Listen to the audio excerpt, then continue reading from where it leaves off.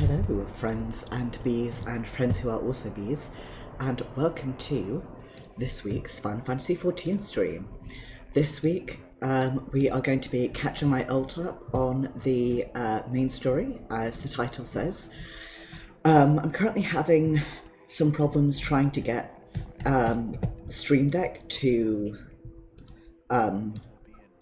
open and not crash as soon as I open it. Because I kind of need Stream Deck, the app, to be open if I want to use if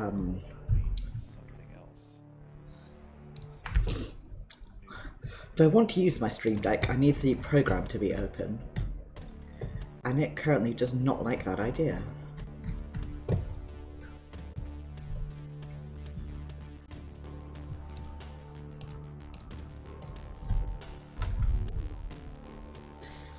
Also, my computer just in general doesn't like the idea of working. Okay.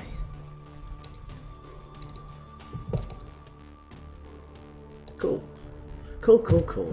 Right, one thing at a time.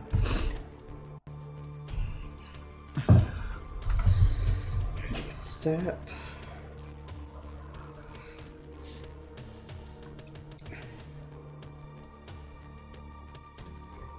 I try not to spend too long on this screen and actually get started with the stream on time, but sometimes you're just beset by technical issues and you have no choice. Right.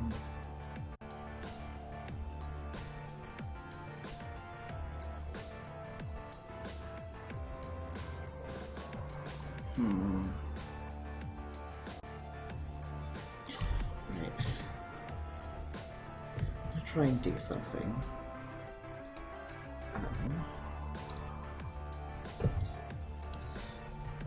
It may not work, but here we go.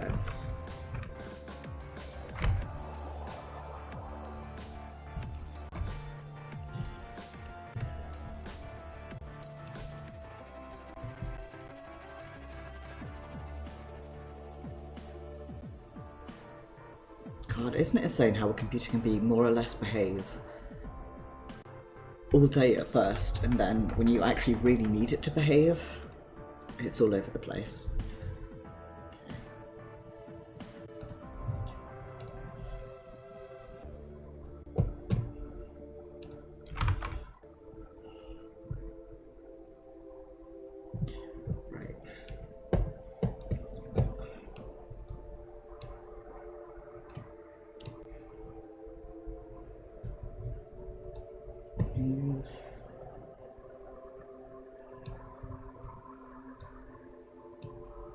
Oh shit, sorry about this, guys.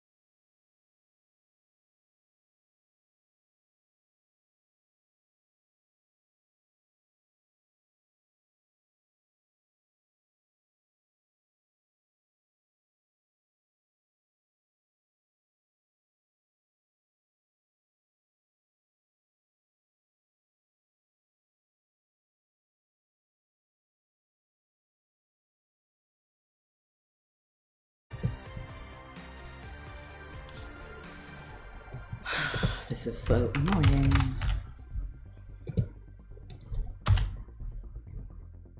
Okay.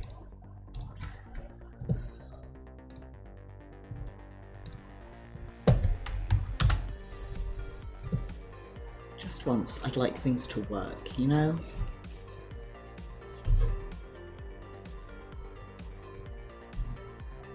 At least OPS had the dignity to crash at the start stream, not in the middle of it.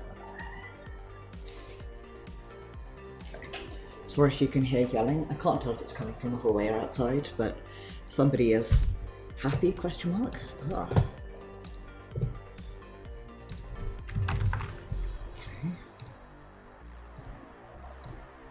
appear to be the variations thereof in business. And here we are. As I keep saying, for variations thereof, we are in business. The second monitor doesn't want to turn on, which is annoying, but oh well. So yes, I'm gonna swap to game. As you can see, I can't remember when I stopped. So I'm gonna check on console games wiki, mine beloved.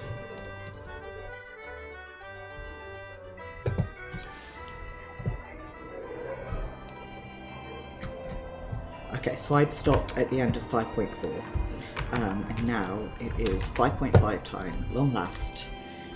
Assuming I can get to the right place. I've got a couple of, Jesus Christ, what's wrong with me? Several things.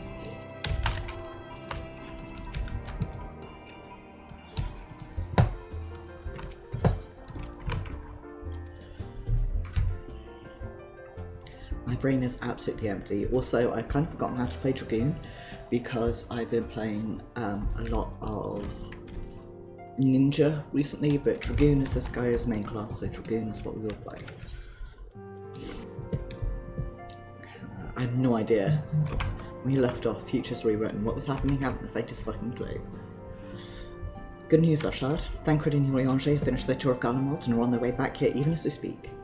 As we still haven't heard anything on the towers from the Alliance, I'm hoping they might be able to shed some light on things.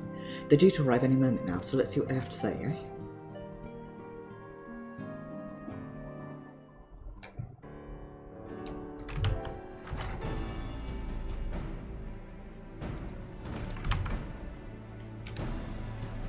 Welcome, party.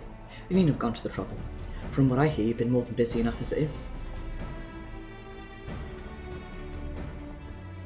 Honestly, you might have waited for me to return before discovering a cure for tempering. As it is, I can't even pretend to have been involved. It's only consolation I myself was little more than a spectator.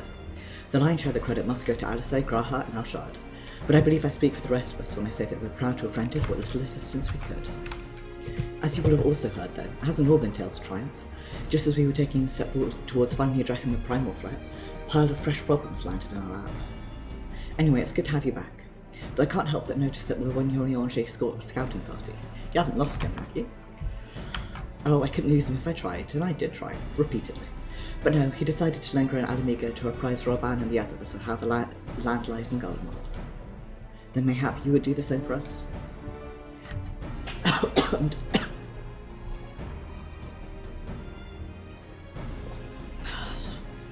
Not me abruptly choking on a crumb at dinner.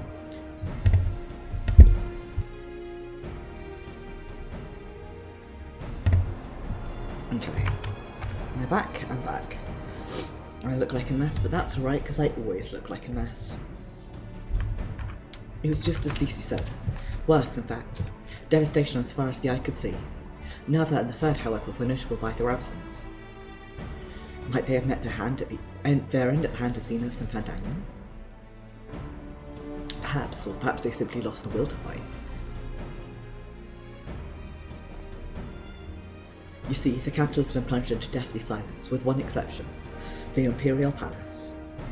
It was a busy place before the war, but it has grown busier still, with throngs of soldiers and civilians working there day and night to rebuild, or rather transform it.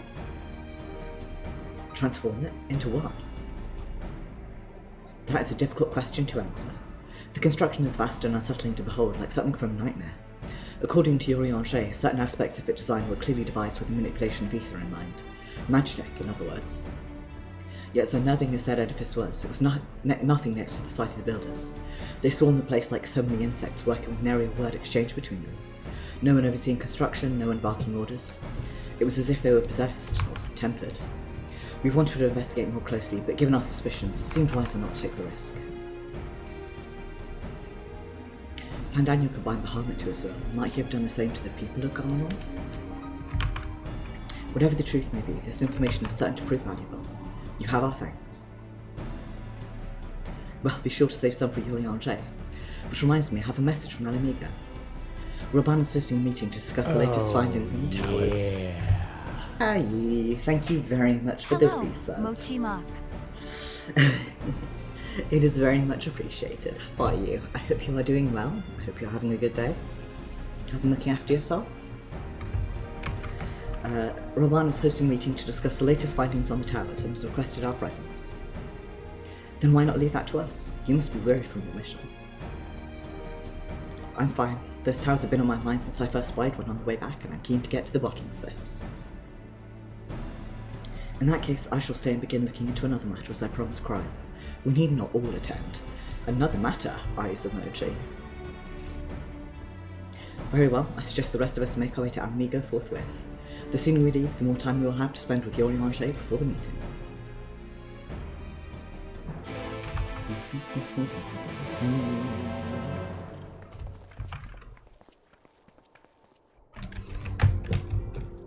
Okay. Making quarter. If I do any fights, I am absolutely going to die repeatedly as I try and remember how Dragoon works.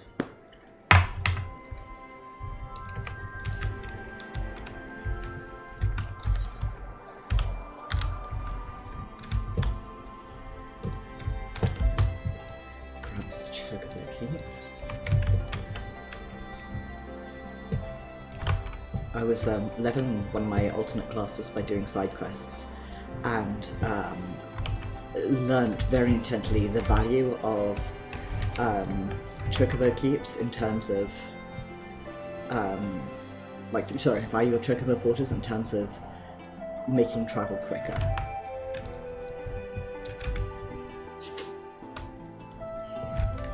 Also, I have gone one way, right? Have leveled most of the classes I'm planning to do on this guy. So the only one I've got left is Warrior, which I'm leveling very slowly by doing beast tribes and fates and stuff like that. My friends, much more have I heard of your travails in her absence. Heartened am I to see you all hale and whole. As are we to see you safely return from your mission, Yuri-Angé. I trust Thancred made you feel welcome. Oh well, if it isn't Alphino, it is merry band.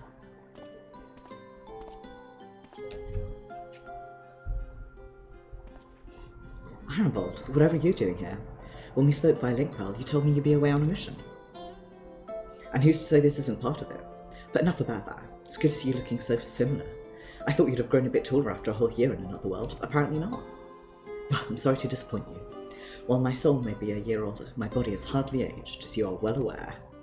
And may I remind you that we Ellison are known to be late bloomers, especially in terms of height. Mark my words, the day will come when even a great Auroch such as yourself will crane your neck to meet my eye. It's never going to happen. Alfie and Alice are going to remain small forever. I refuse to imagine them as tall. It was not to my 20th summer that I myself outgrew my boy's proportions, though Moan Breeder towered over me nonetheless. Harrenville brings out the best in Alphino, doesn't he? They both seem so at ease in each other's company. It's almost endearing.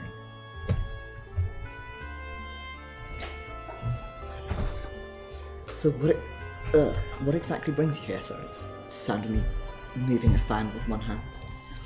What does it sound of? Well, Fordola mostly.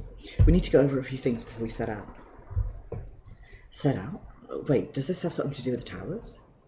Hey, what gave you that impression? Actually, tell me later. You've got a meeting to go to. I'll see you afterwards, alright?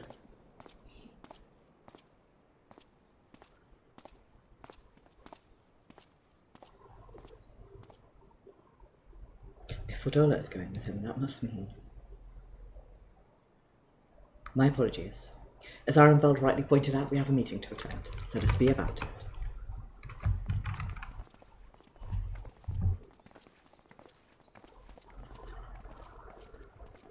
It's weird to see Arshad in all his spiky glory again. I'll walk you through his glamours when we're out of this cutscene.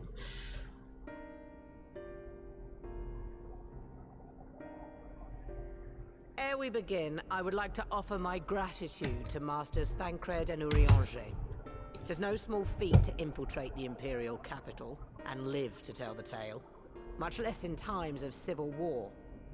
Thanks to them, we may plot our course in full knowledge of how the winds blow in Garlemald. Full glad are we to have been of service. But verily, such dangers as we did encounter pale into insignificance next to those faced by our comrades. An Ascian, armed with the might of Bahamut, bent on bringing about the final days. Theatrics. He sought only to make a show of the power at the Teleforoi's disposal. But since then we have seen no sign of this Fandaniel or his worm. And while we've done what we can to bolster our defenses, there's no telling where he might strike next. Whenever and wherever it may be, we must use the intervening time to learn more of our enemy. 'Twas with this in mind that we dispatched scouts to investigate the towers.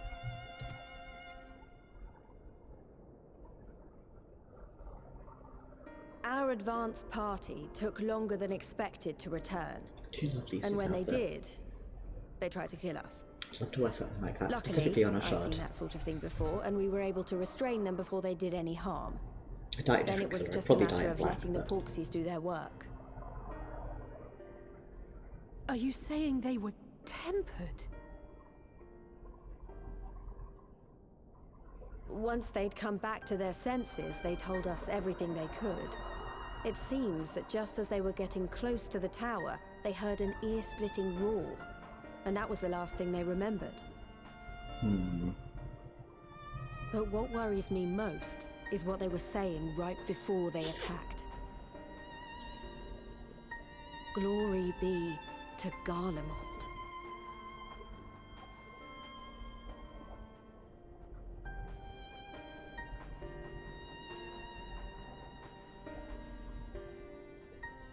The Tempered have heretofore ever been thralls to primal entities.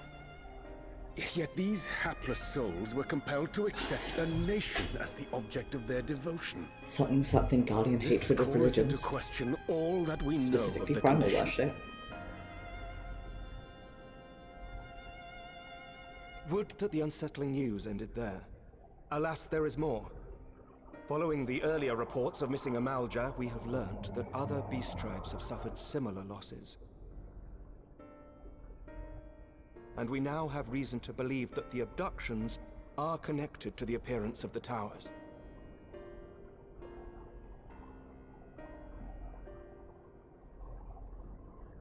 Our scouts sighted black-garbed figures leading shackled Ixal in the direction of the tower in Dravania. It's non-ideal. The Temple Knights were able to intercept them before they could reach their destination, liberating the Ixal and apprehending their captors, each of whom was found to be equipped with Garlean arms and armor. Just heard a mighty thump, which So may have the picked up Empire overnight. is the common thread. Which I suspect is someone outside moving in. With the support of Xenos, it seems likely that Fandaniel has rallied a faction of the splintered Garlean army to the banner of the Telophoroi. Lord Hien reached the same conclusion when I shared our findings with Doma. The plan had been to march on Garlemald from the east and west in order to force a peace treaty. But the situation has changed. Dealing with the threat of the towers must come first.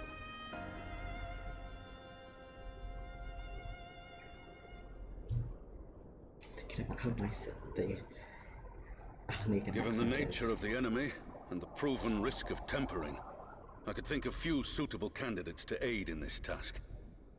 But I am confident in my choice.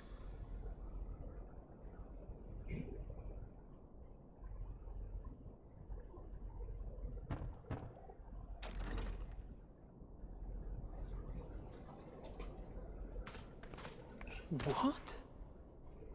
I love you. I'm Vold also, I guess, but mainly I'm Fodor's sake. Resistant to primal influence as they are, they can investigate the towers without fear of being turned.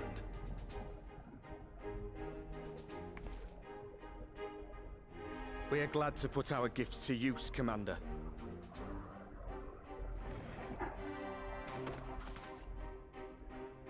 Gifted or not, going behind enemy lines remains a perilous undertaking.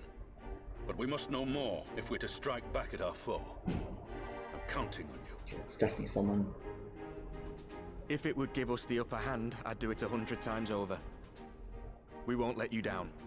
The doors to the apartments are all fire doors, which means it can be a real bitch to try and carry stuff in and out of them. That concludes the briefing. You two, make ready and join your escort.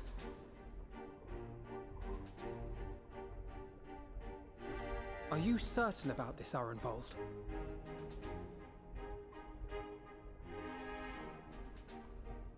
I am. Come on, let's talk outside.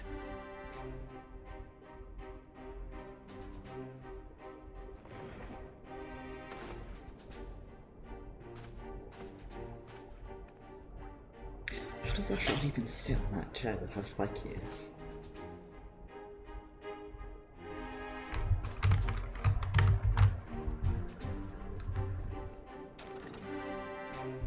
Real questions.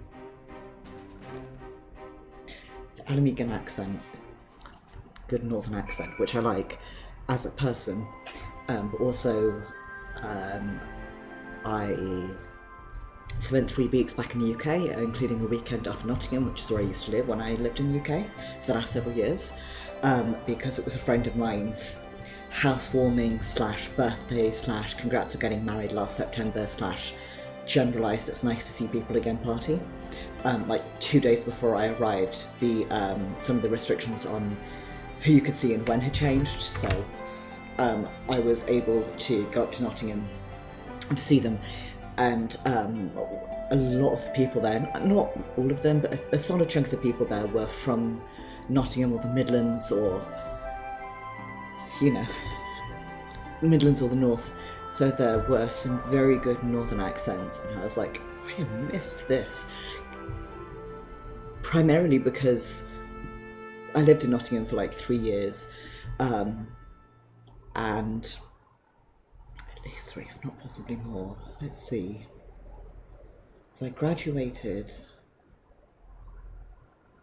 in... No music for me now. I graduated in summer of 2016, which means I moved in early 2017. I moved back. I moved over here. So I lived there for just over 3 years, and worked at the same place that whole time. And when you work in the Midlands, turns out you interact with a lot of people with good Northern Midlands accents. Now that it's out in the open, I don't have to keep it under my proverbial hat anymore. I'm not going to try and do it because I can't do accents in general, but also I'm still learning how to project with my new voice. So you know, I've already gone through all the formalities at the Rising Stones. Made sure to inform Jamolver and Vmar at Ralga's Reach as well.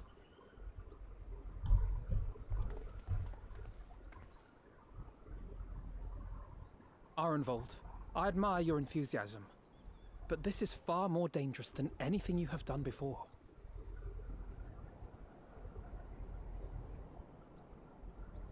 I know the risks. And I also know what's in store if we don't stop Fandaniel from carrying out his plan. With this power of mine, I can make a difference. If I stood idly by, I would regret it for the rest of my life.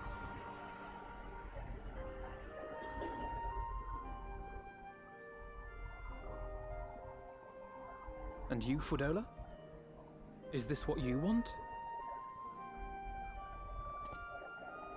What are you asking me for? It's not like I have any say in the matter. Don't pretend. We both know Number Commander 1 Eldin Fudola gave you a Singh. chance to refuse. Possibly number 2. And you didn't.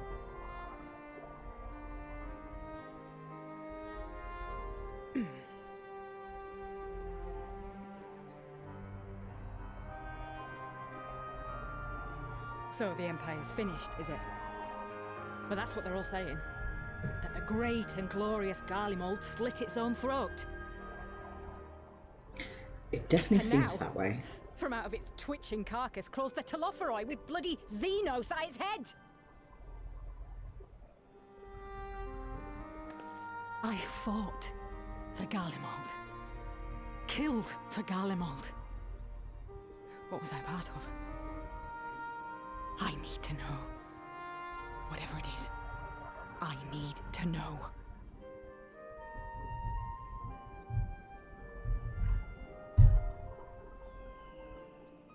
Very well. If your hearts are set on this, I shall not stand in your way. Says Alfino, who probably couldn't do anything to stop them.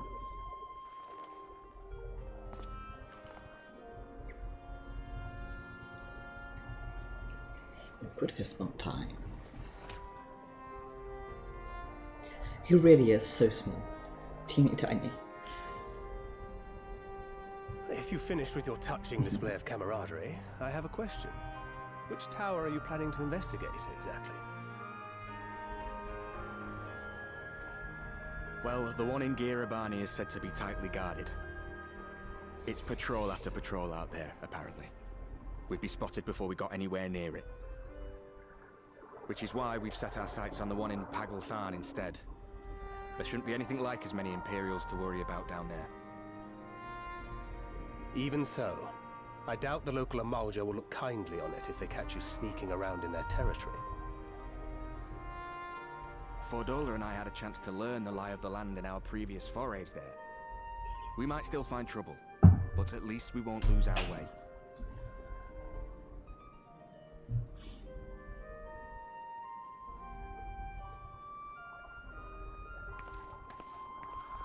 Well, we'd best not keep them waiting any longer.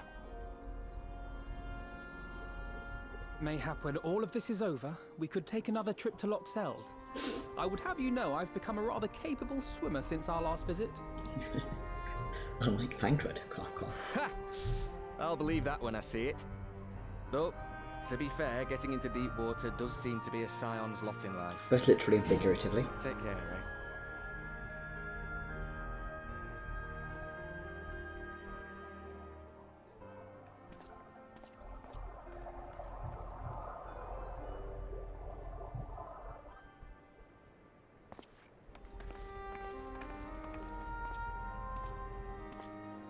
It means a lot, you know. You coming with me. I'll still owe you for saving my skin, don't I? Can't return the favour if I'm not there. I dare say you'll get your chance before long. That Fandaniel sounds like a tricky customer. Too much for the likes of me, anyway. Well, that's why you've got the Warrior of Light around. But we both know I'd just be another soldier if it weren't for my gift. And I need to be a damn sight more than that given what's coming. I realise I can't hold a candle to a hero like the Warrior of Light, or Alfino for that matter. He might look like he's 12, but he's seen more action than most people see in a lifetime. No, the fact is I'm nothing like them, and maybe I never will be. Okay, I keep getting distracted because I hear noises over my headphones, but I think they're mostly just people moving in noises. They're counting on me. On us. So let's give it our all.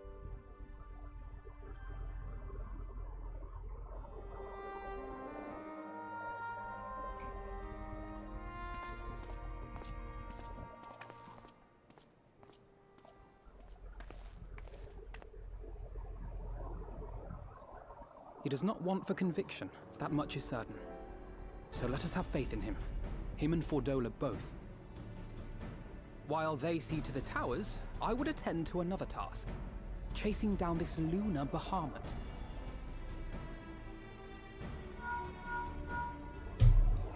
I'm fine. Bloody thing. Can you hear me? It's Tataru. I'm happy to say we've managed to find Estinian. Someone is definitely dropping stuff outside.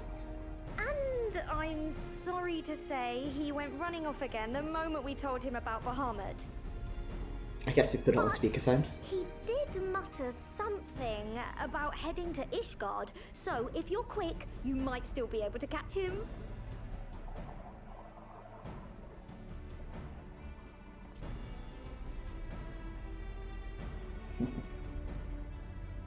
Even if we set out this instant, he may already have left by the time we arrive. Have her send the Bonanza to Ishgard. It may prove useful should we need to give chase.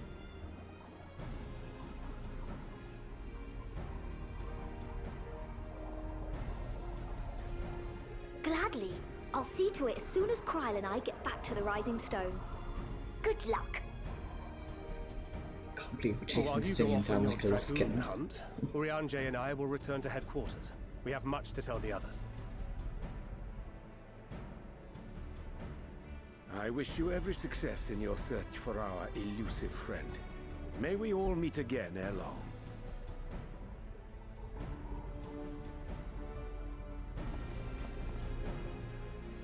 Is this the embarrassing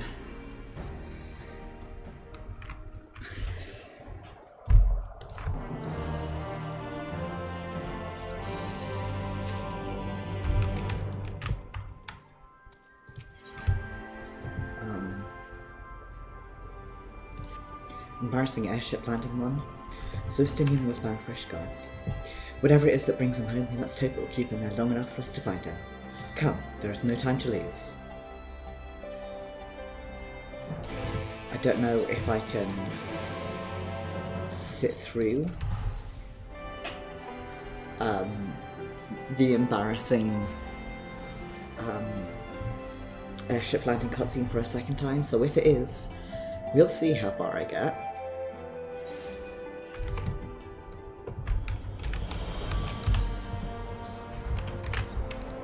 I may just die instead. Split up and search for Stinian. Since we're relatively new to this place, Graha and I will look around the open spaces, squares and markets and whatnot. You and Arshad can delve into the nooks and crannies. Very well, let us reconvene at the airship landing later, with or without Stinian. Good luck. I think I should begin at Scarstone Manufacturers. Perhaps you could try the congregation? Lucy may well have heard news of our friend's return.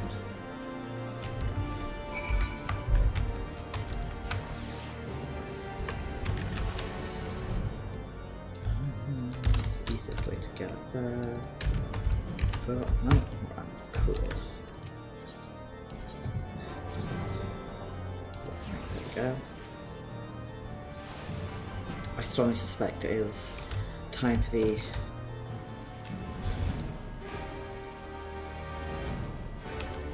embarrassing cutscene, airship landing cutscene. Don't know if I can live through it a second time. Good day to you, Warrior of Light. Lord Emmerich sent word that you had been attending the meeting in Alamega, so I gather you've not come in search of him. To what then do we owe the pleasure of your visit? Listen, I'm looking for the other Dragoon. No, we were not aware Sir Astinian had returned to Ishgard, but as I expect you remember, he is wont to come and go as he pleases. Mayhap he came seeking an audience with Lord Emmerich, only to find him absent. Seeking an audience? In any event, I'm afraid I cannot help you. Perhaps one of your companions has fared better.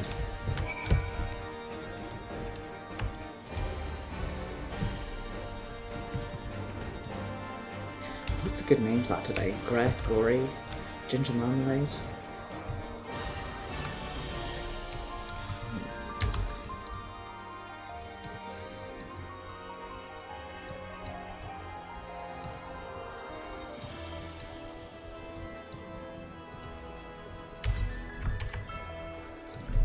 Completely forgotten how to navigate Ishgard.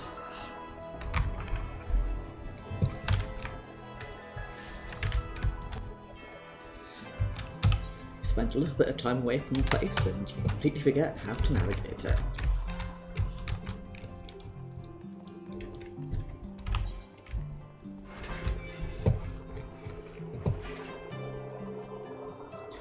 Do you need to work on two of those at the same time? Just too lazy. It's a problem for later down the line.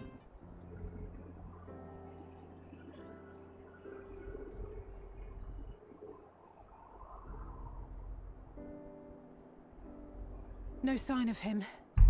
Not that I've ever met him before, but the way Alphino goes on about him, I'm fairly sure I could pick him out in a crowd.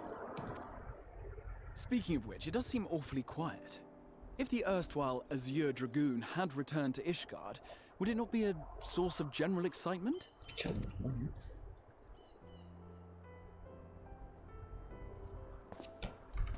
Computer, please.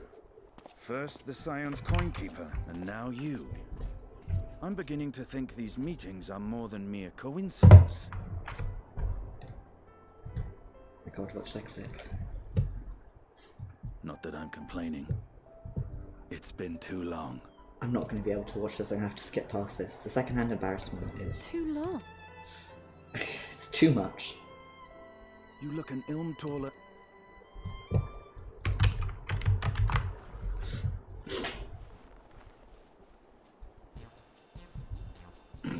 Quieter, though.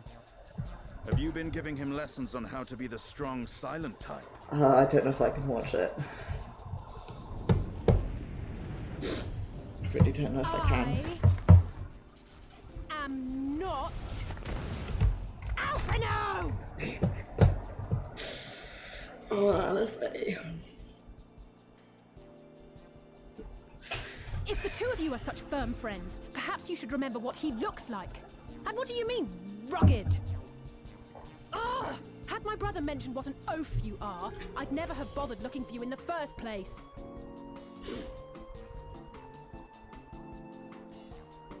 Estinian wormblood. Hang on, I have to skip past some of this dialogue. The day. I just can't be dealing with this second-hand embarrassment. Would someone mind explaining what is going on? Yes. Is everything all right? I thought I heard Alize shouting.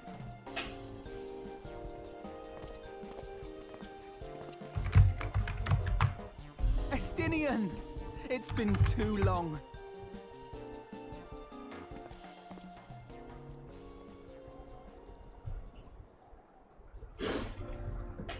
So you see, we've got Alphino's twin, and also this cowboy No, that it's we quite understandable.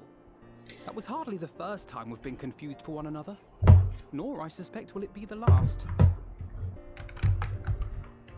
Well, I, for one, will not be making that mistake again. What I will say, for the second time today, is that you've grown. Inside and out. I can tell. One can't remain a spoiled little lordling forever, you know.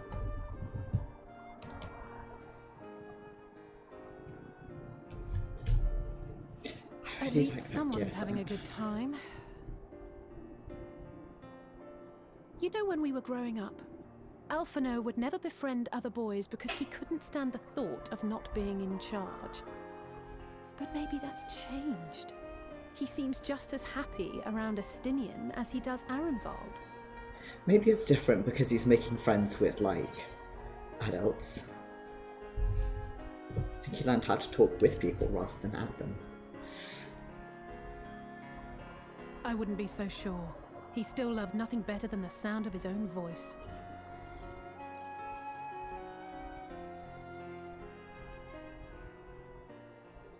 No rest for the righteous, eh? Speaking of which, I was just on my way to borrow an airship to take me to Azisla. Azisla? Oh, I remember this now. The dragon with whom Bahamut shared the deepest of bonds. Aye, Tiamat, his mate. Even now she remains imprisoned on Azisla, though her remorse binds her faster than any shackle. I see. As the one who first summoned Bahamut, you believe she may be able to shine some light on his latest incarnation? Actually, the NPC outfit that I want the most is Might I suggest that we make the journey to Azisla together? I'm not sure if the Tataru mentioned Exarch's this, but we Scions have an airship of our own now. Exarchic outfit. I see no reason why not. Assuming your sister can bear the thought of sharing a deck with me. Be my guest. But confuse me with Alphino again and I'll throw you overboard. Remember when they used to have the same outfit and the only way you could tell them apart was the ribbons in their hair? Ugh! I don't know who he thinks he is, but he's nothing like Alphino painted him to be. I will admit, he is not exactly as I imagined him either. Based on what I had read of the man, I think I was expecting someone a little less... blunt? I suppose that's a lesson on meeting your heroes, huh?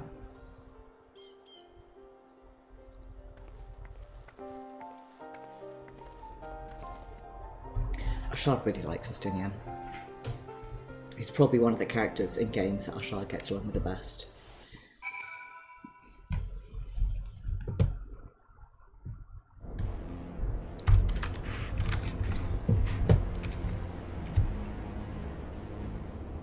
I do like the Azazlar music. Been quite some time since I last set foot in Azazlar, but I understand that the three of you were here rather more recently. I don't suppose you chanced to meet with Tiamat during your visit? Alas not. We had no cause to set foot here in the Delta Quadrant, but I have studied the relevant records, which is not to say I wouldn't appreciate a first-hand account of your dealings with her. Well then, Arshad is the person to ask. As far as I know, he's the only one of us who have met Tiamat first face to face. Let's just say it helped that Midgard's Homer was there to introduce me, though I have got a tiny image, so... Yes, you were a friend of my father. I too have met with Tiamat.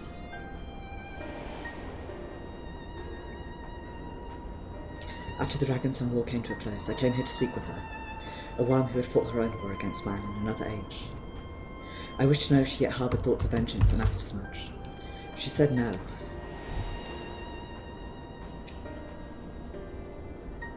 My hatred for your kind was extinguished long ago. But the guilt she feels for resurrecting Bahamut burns on undimmed. It torments her, even now. I see. Then your reason or reason for coming here was out of concern that Tiamat had been forced to summon Bahamut. Nidhogg is a part of me.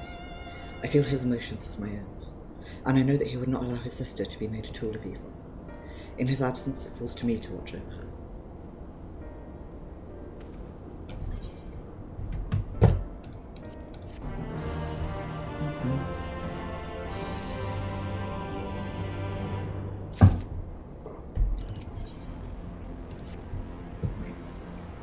Tiamat awaits. This way.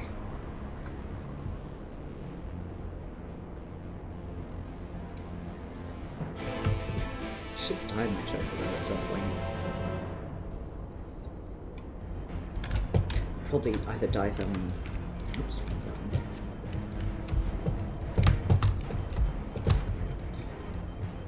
black or sort of deep red to match me.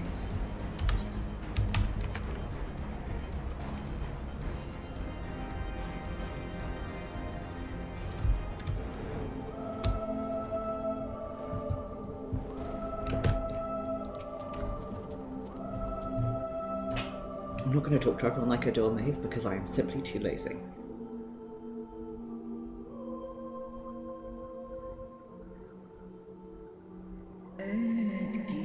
My sire is mortal than Pantheon. What bringeth thee back to this forsaken place, child of man?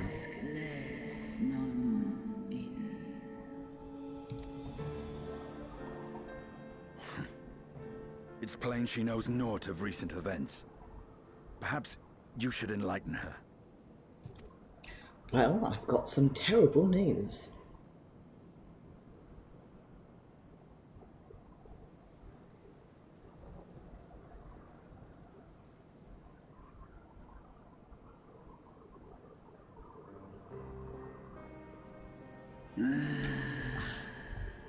That my sins should be repeated.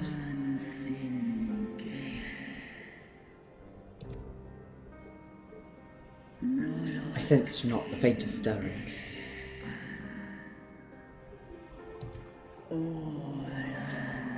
As to who could have called her forth, I know of none save the dragons of Mericidia, our children.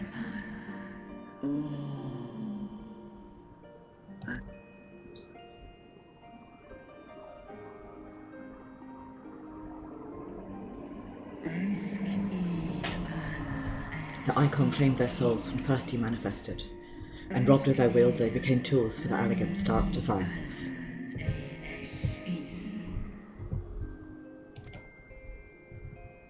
I've seen it with my own eyes. Captives of a lost empire, neither alive nor dead, existing only to preserve Bahamut's corporeal form. It's been a long time since I've done the Bahamut raids. Yes. The dragons of Mericidia are at the mercy of this Ascian. There can be no other explanation.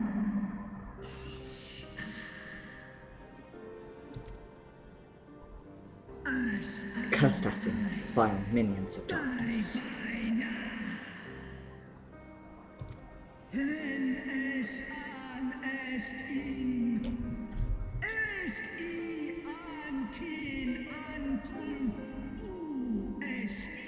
Again you would profane the memory of my beloved and strip our children of their freedom, their dignity. Are there no depths to which you will not stoop?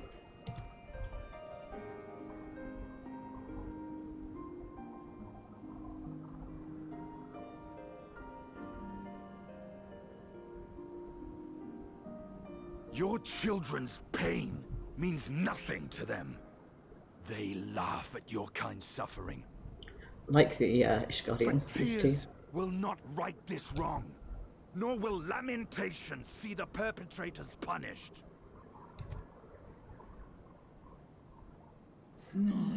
What would thou have from me, slayer of dragons?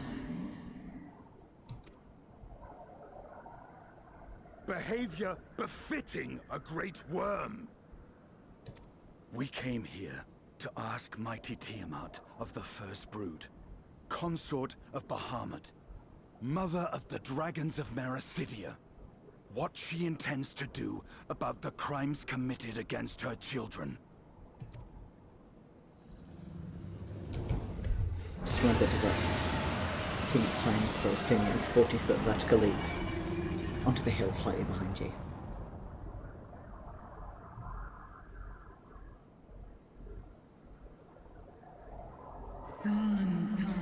Were I free, I would answer thine insolence with fire, but words shall have to suffice.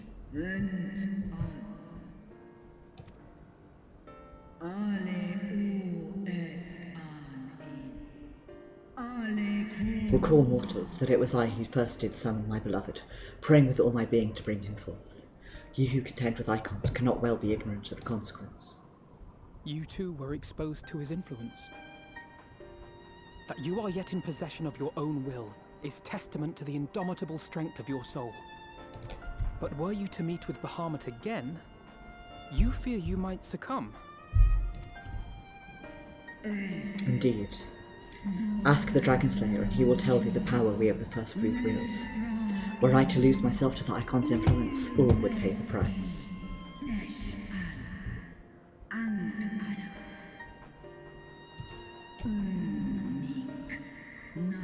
But it is of little matter, for even had I the strength to resist, I yet lack the strength to break my shackles. This prison shall be my tomb.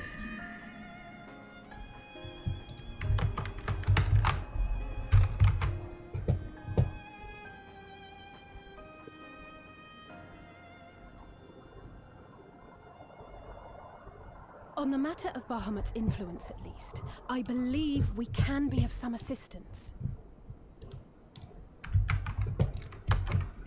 If you're afraid of being enthralled, don't be. We have a cure. And while we've never tried it on one such as you, its basic principles are universal.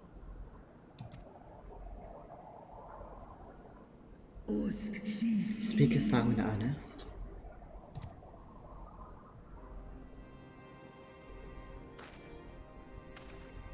There is no future for those bound to the past. That you committed a terrible sin, I do not dispute.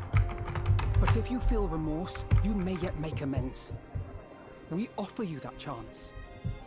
Take it, or you will forever remain a prisoner, not of these cruel shackles, but of your own guilt. A chance to make amends, to lay Bahamut's memory to rest.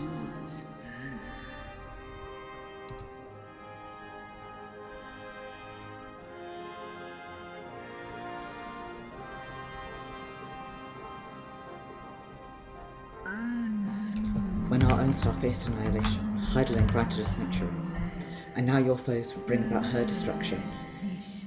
This I cannot allow. For the debt I owe to Heidelin and to all who have suffered for my sins, I shall fight with you, children of man.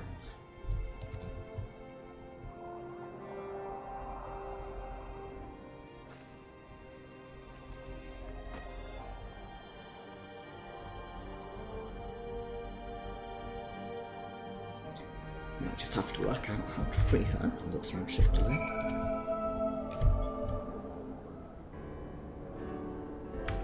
While porpoises have been shown to be effective in curing the tempered, Tiamat must be considered a special case. She is far, far larger and immeasurably more powerful than any subject treated thus far. Were we to remove her restraints only to find that the process had failed, we'd be hard-pressed to contain her.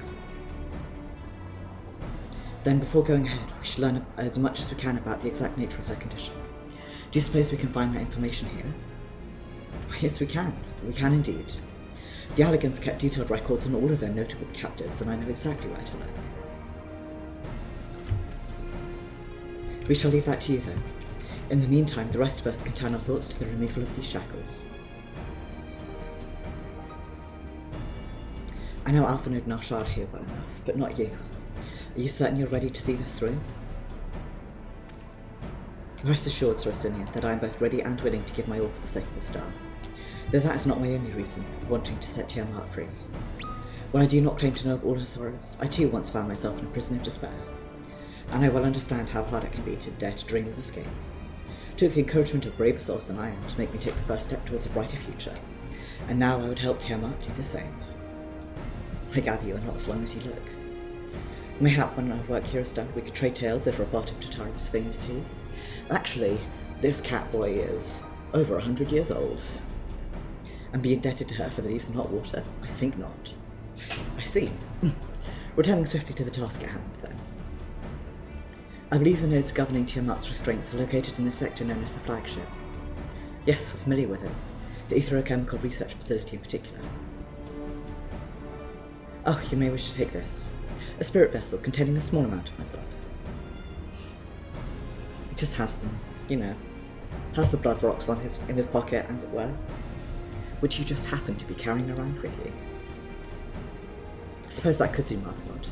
To explain, on Ambrose, Urianger and I are researching the use of spirit vessels and transference of not only memories, but the traits of certain bloodlines.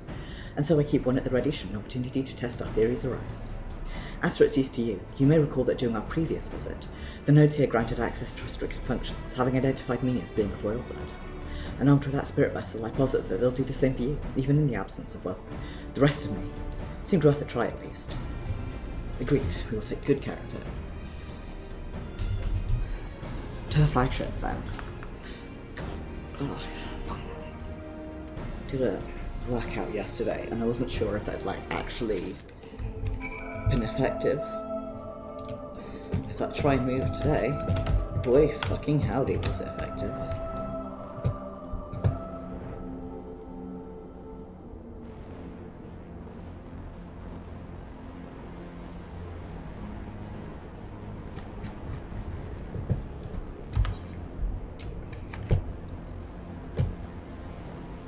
Pretty certain we are up.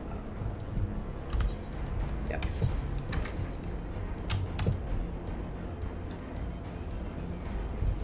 Time to take 5 years flying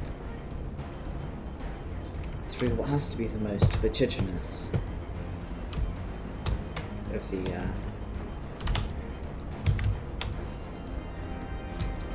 zones.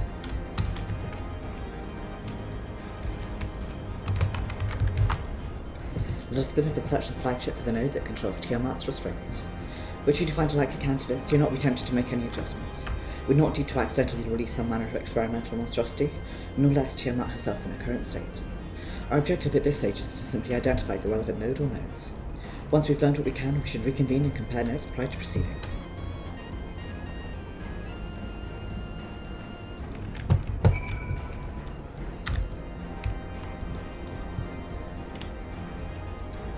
As a slot can be kind of a nightmare zone,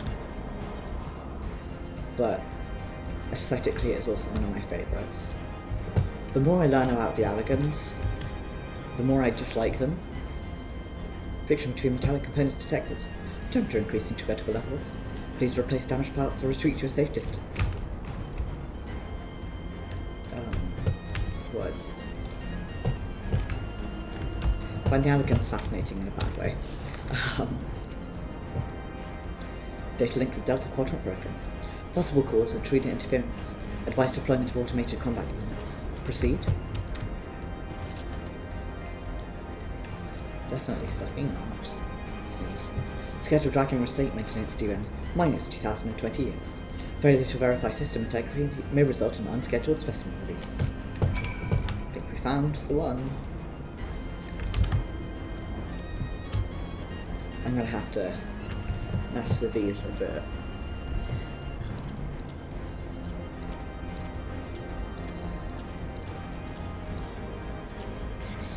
It's because in all of my other hotbars I have my mount like around there.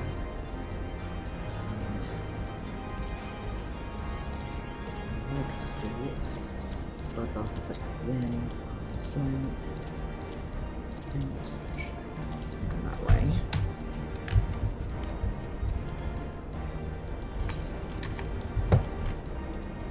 A bit better, hopefully. I'm afraid Justina and I have little show for our efforts. Did you find anything? A chirping node which spontaneously warned me about neglecting the dragon restraints. Spontaneously so. That does sound promising. Almost suspiciously so, in fact. But then you were in possession of the spirit vessel. I dare say it is indeed the node of which Graha spoke. And it was chirping, you say? Very well, let us take a closer look.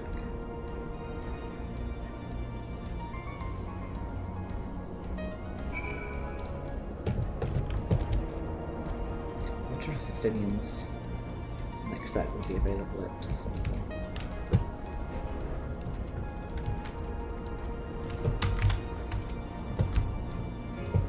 Do you wish to operate the dragon restraint mechanisms? You do not have the requisite access privileges. Operation of the dragon restraint mechanism may only be undertaken by the chief technologist and members of the royal family. Or those with a vessel full of royal blood, perhaps. One never knows when a small portion of royal Allegan blood might come in handy, which is why Grahatir keeps this vessel at his person.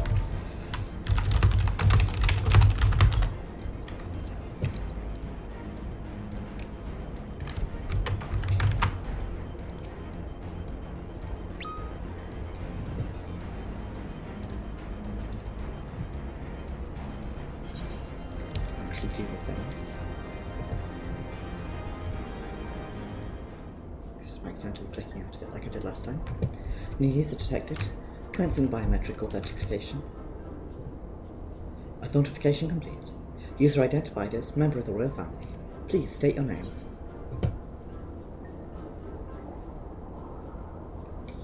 Put one of them forward. No. It's tempting as a joke to do up a nose.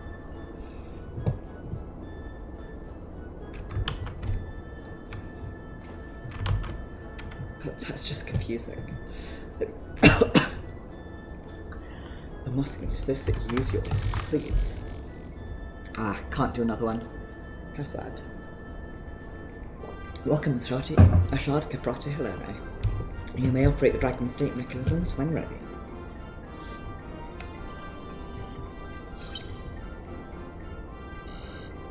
Unable to disengage restraints of the specimen Tiamat. A system update is required. System update? What do you suppose it's asking of us? Could hazard a guess. That's more than I can say. Confounded bloody thing. Huge agitation detected. Initiating guidance program.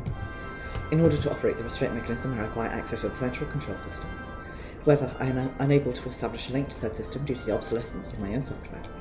The issue can be resolved by applying system update using the corresponding terminal located within the flagship. So can this thing release the restraints or not? Can, but only once it's received the requisite system update, as far as I can tell. Until which time it'll float there spewing nonsense. User satisfaction detected. Initiating application protocols. I am here to help. Rest assured that I will be on hand to guide you through every step of the system update process. How gratifying. But I dare say we will fare better with guidance than without it.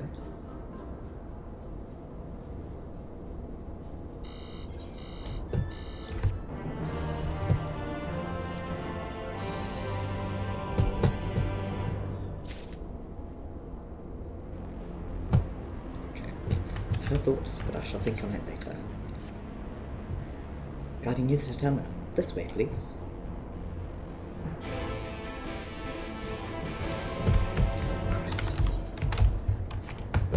Change your toolbar around to match your other toolbars, and then you instinctively little bit. All of this stuff is wild. Sphere.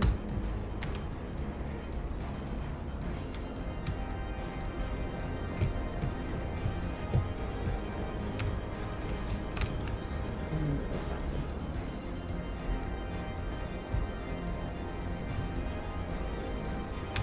It looks very cool, is what it is. And also it has wings for some reason.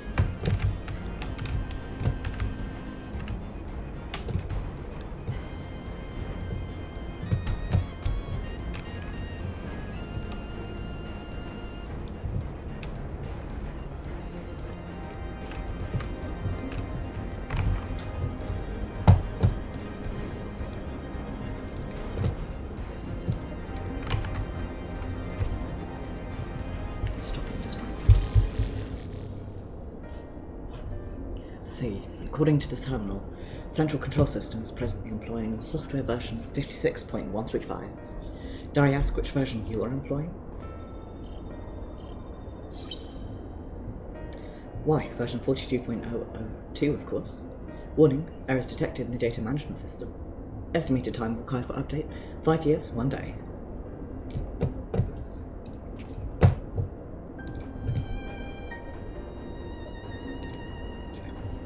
Rather long what we were hoping. Are there any other options? For instance, using this terminal to operate Tiamat's restraints instead. Proposed method is indeed an option. Please be warned, however, that the procedure may have changed as a result of the system update, and my instructions may no longer be accurate. Well, I can't imagine it'll change that much. As long as you pay due attention to any discrepancies, I dare say we'll be able to muddle our way through. Don't bother trying to explain. Just tell me if we've made any progress. Should say so. I would say so, yes. It does, however, require that I remain here to operate the terminal. I shall inform you via link once I'm ready to release the shackles. Might be best if you left the spirit vessel with me. I may yet have use for it. Rest assured, I'll be certain to return it to Grahatir once this is over. After awkward shuffle. Just a little more work and Tiamat will be free. I'm having a really fun thing at the moment where when I sit down, the small of my back hurts. But when I stand up, if I've been in one position for too long, such as sitting at my desk or sleeping, the middle of my back seizes up in the way that it does because I hurt my back from coughing too much a few years ago. And if I go from sitting to laying on my back, the small of my back still hurts because it's still putting that pressure on it.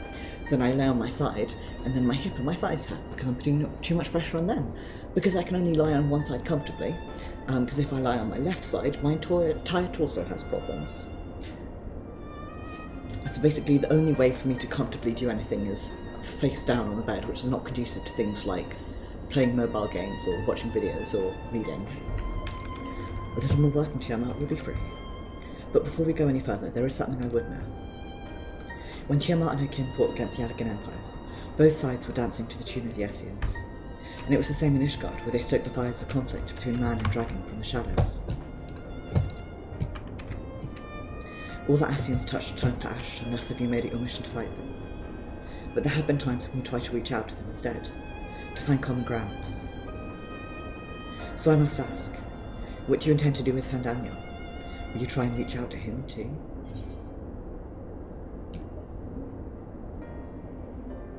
Certainly, after I've wiped the smile off his face. I'd rather put my lance through his heart and be done with it. But perhaps that's the difference between you and me. You see the good in people, even if it be but the faintest glimmer. I only hope you do not come to prove your benevolence. You think us unwise for viewing the world thus? That noise was my fridge. That has ever been your way, as I learned when we journeyed together with Isar.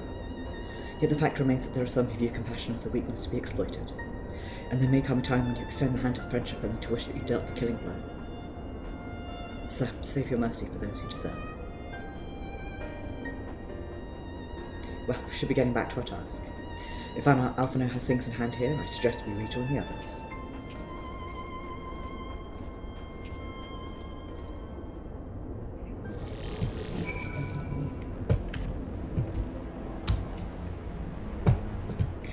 was going to ignore thumping noises from that side, because thumping noises from there, which is where my front door is, are people moving in noises.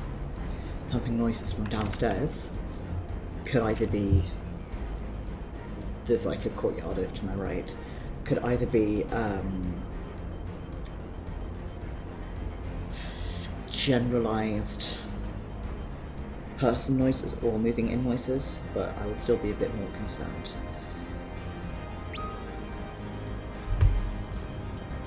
The reason my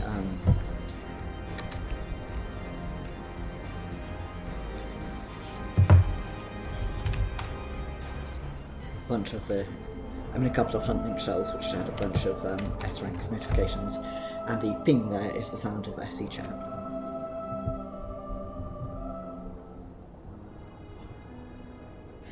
Julian told me all is well, but nothing more. Honestly, it's like getting blood out of stone with him. Take it from Alphino's absence that he's needed elsewhere.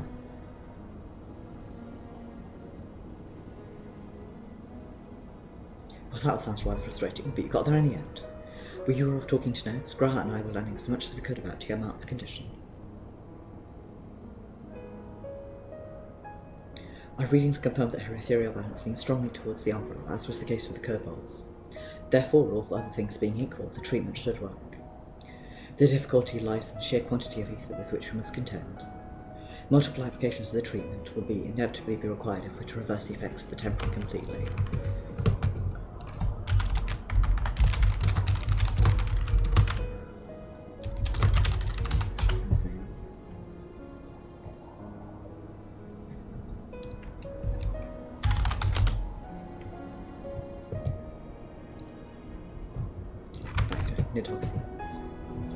Difficulty lies in the sheer quantity of ether with which we must contend. Multiple applications of the treatment will inevitably be required if we're to reverse the effects of the tempering completely. Meaning I'll need all the ether I can get. Thank you in advance.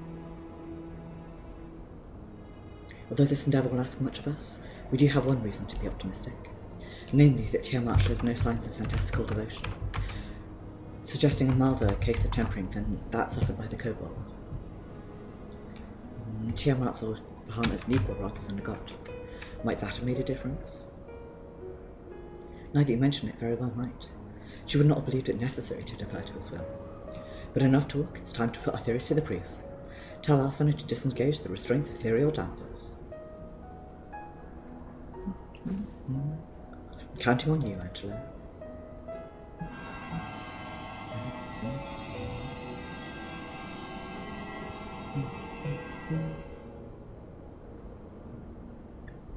Such warmth. The frost that shroudeth my soul doth begin to thaw. But what are these? Visions of days long forgotten, of war with the men of Alec. Wherefore do such baleful memories return to me now? Could it be that the process of restoring her soul to its pre-tempered state is awakening ancient memories? Or might the opposite be true? If so, by helping her recall the past, we may be able to speed her recovery. Arshad, she trusts you. Speak to her. Ask her to tell you of times past.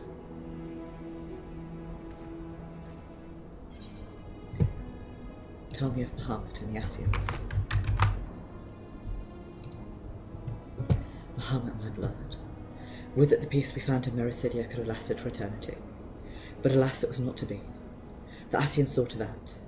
In all creation I knew of none more wicked. It was at their behest that the men of Alec first came into Mericidia, unto our home.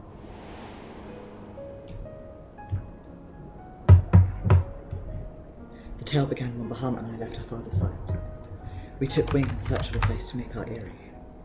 Beyond the southern ocean we discovered a lush and fertile land. It would come to be known as Mericidia by the children then, though many years were to pass before they crossed the seas. Upon our arrival we were welcomed by the peaceful people of the forest, kin to the trees. Surrounded by nature's bounty, Bahamut and I had found a place to raise our young. Little dragons are very cute. Fascinating. This correlates with the writings of the Sharlayan scholar Purusha. She posits that man first sighted on the southern continent towards the end of the second astral era. Correctly, it would appear. If only she were here with us to hear the tale from Tiamat herself. Again, Angelo.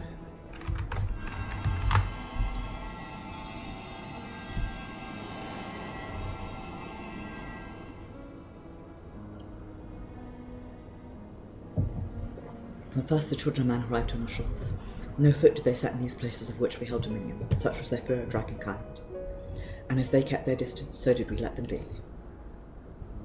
Yet as the days went by, ship after ship appeared upon the horizon, bearing even more of their brethren, who divided the vast land amongst themselves. For a time they knew peace and prosperity, but as their numbers grew, the smaller their share came to seem, and soon they began to covet the territory of their fellows. Ere long, man fought man, blood was answered with blood, and none could seem to enter the strife. Until one day they came to us. Recognizing our wisdom, they entreated us to intercede in the conflicts. Bahamut agreed, and with him presiding over the affairs of man, the land knew peace once more.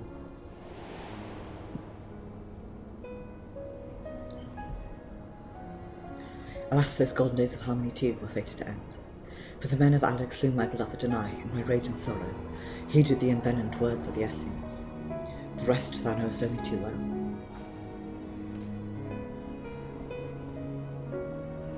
But your tale doesn't have to end there.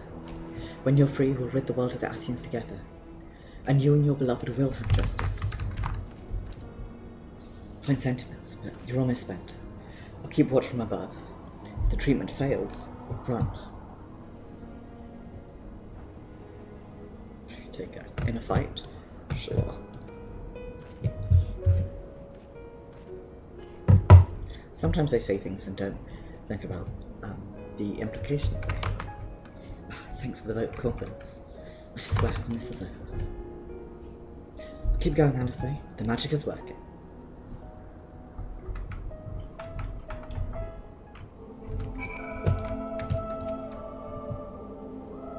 I knew this wouldn't be easy. No patient could have prepared me for treating a great worm. But we're close, I can feel it.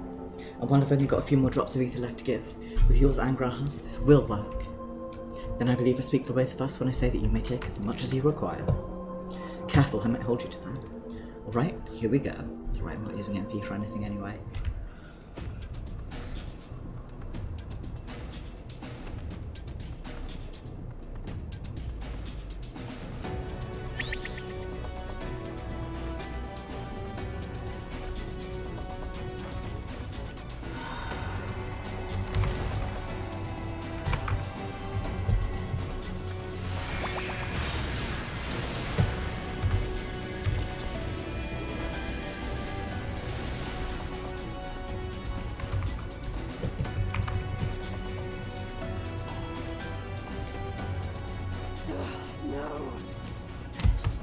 Almost there!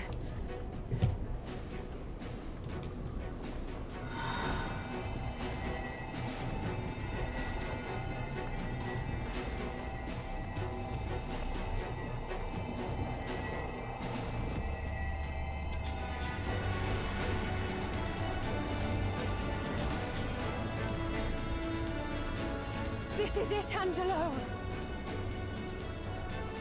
Let's not freaking out.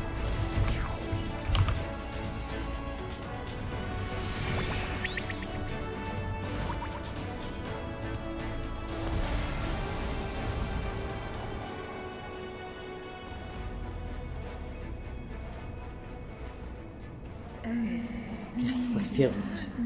The icon's grip groweth weak.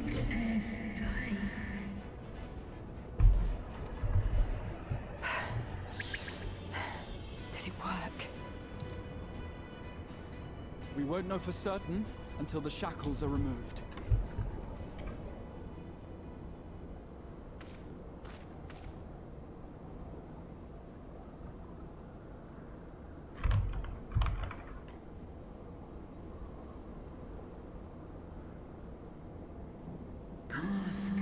Answer me this, children of man. Can my kindred be saved in like manner? Many have been subjected to the Allegan's dark arts, their flesh irrevocably altered. For such tortured souls, I fear there can be no salvation.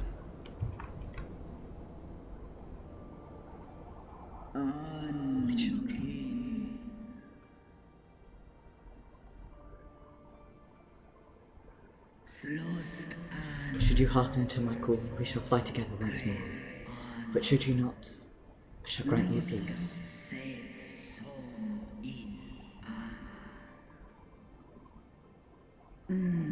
Better to die than live as a tool of evil. You too would wish this, I know, and I shall do as I must.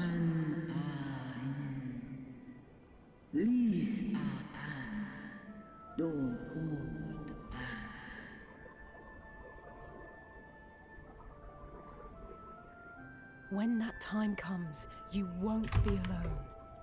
We'll stand by you.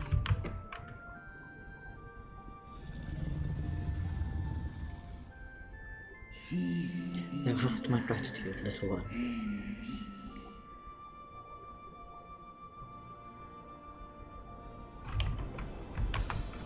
Alphino's ready.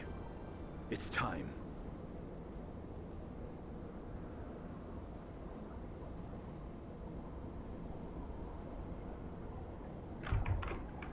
Let's do it. And let's hope the treatment worked as it should. Let's make it happen.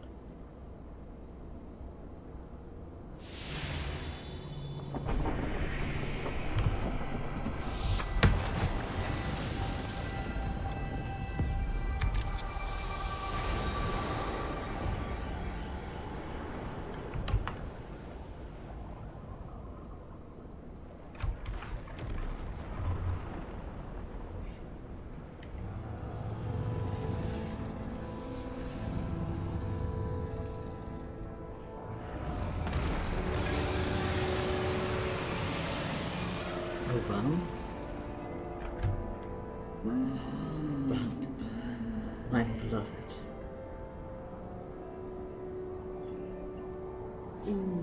For vengeance and atonement, I rise.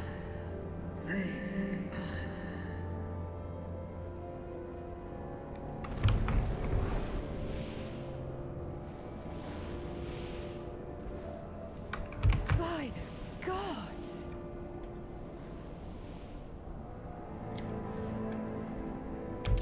That's God.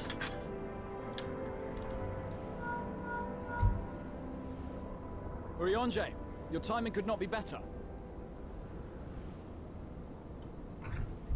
Understood, we're on our way. Understood, we're on our way. Place understood. It's Bahamut. He's been sighted over Pagalthan. Arshad doesn't know how to time his sentences. He flies for the largest amount of settlement in the region, at the head of a vast host, including dragons.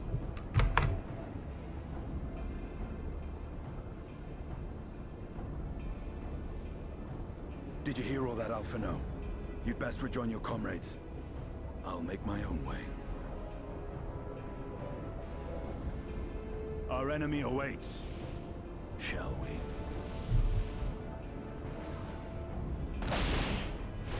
That is a good 40-foot vertical leap.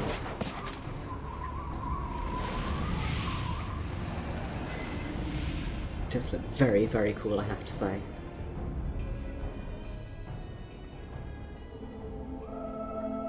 Wish I could do that when I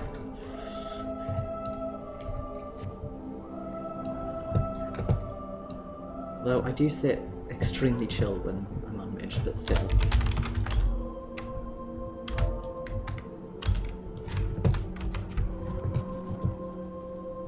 While I'm sure you're desperate to join us to Nina and Tiamat in battle, it would be wiser to gather the full strength of the Zions first. The foe we face demands no less.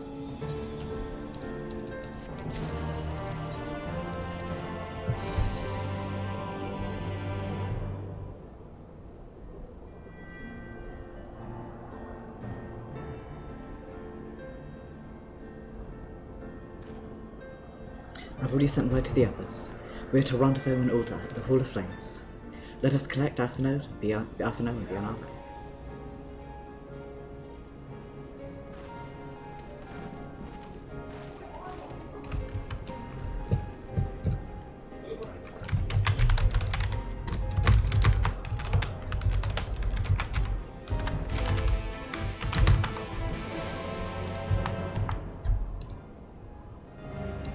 Updating name of chat type stream real quick. Apologise if you heard voices of people outside.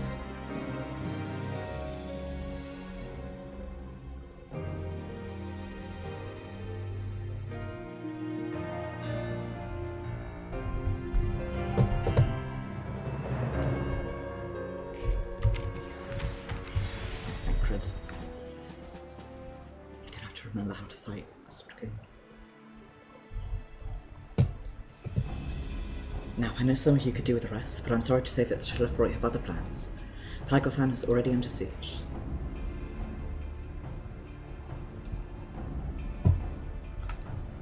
Happily, the Immortal flames just in time to join the defense of Erwin, with Marshal Tarapin at their head. Well, given the failure of peace negotiations, I was uncertain how the Sultanate would respond. It is good to hear that Ulda has not abandoned the Immortal. Abandoned them? Did we not profess to be their friends?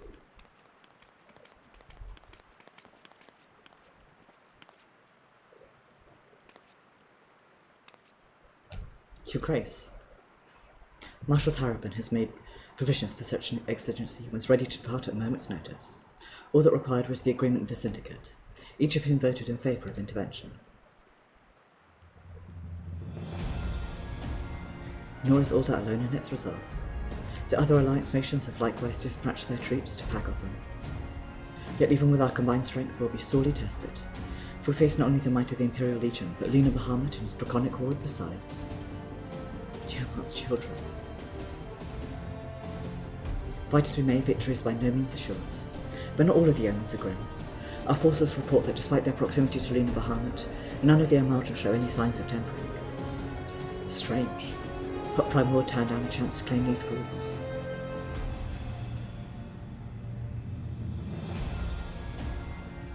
Unless isn't capable of doing so? Primals are not wont to serve a master, Ascian or otherwise. It may well be that Lunar Bahamut differs in some fundamental manner from those we previously encountered. If that were true, anyone could fight him, and Arshad and the others like him wouldn't have to shoulder the burden alone. Be that as it may, Lunar Bahamut remains an incalculably powerful foe whom our soldiers will struggle to best through mere force of arms. With the aid of the Scions, however, I believe they'll fare rather better, assuming, that is, that you are ready to take the field. An airship awaits to bear you to the front. Pray set forth as soon as you are able.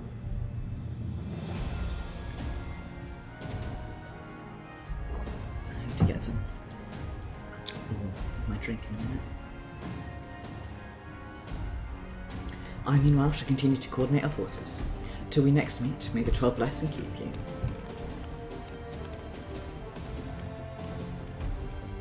It's kind of good to speak with us personally.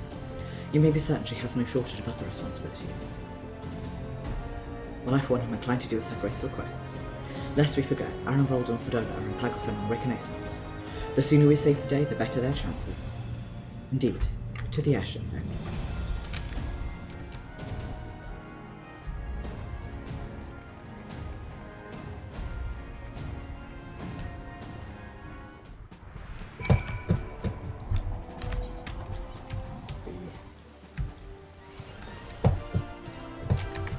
Event, which I will do another time. Actually, while I'm here,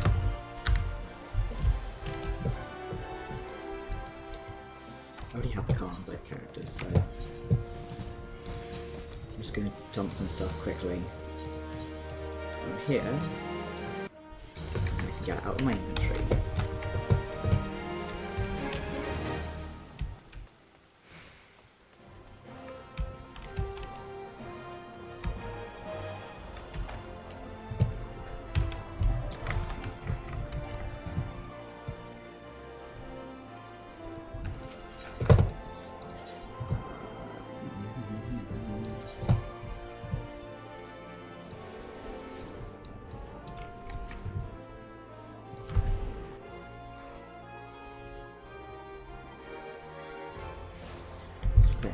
Chat when all you see are people recruiting for their FCs.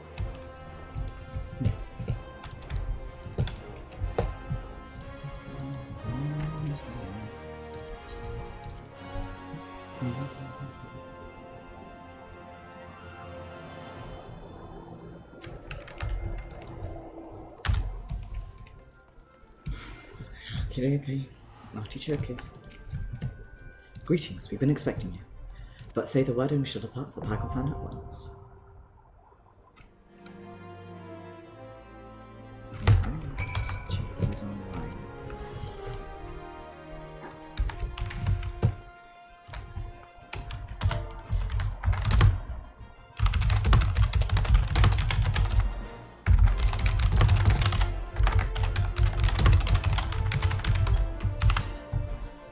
idea how long this is going to take. So we shall see. Less than 5 minutes. That's promising.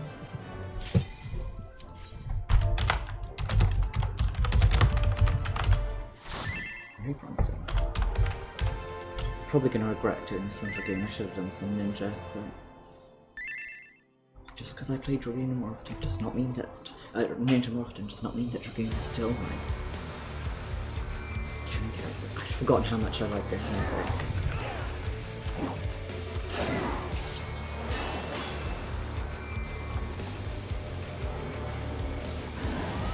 How nice. We've got me, a Rogan, and 2 Popotos. Assi Infernal. We shall torment the children no longer.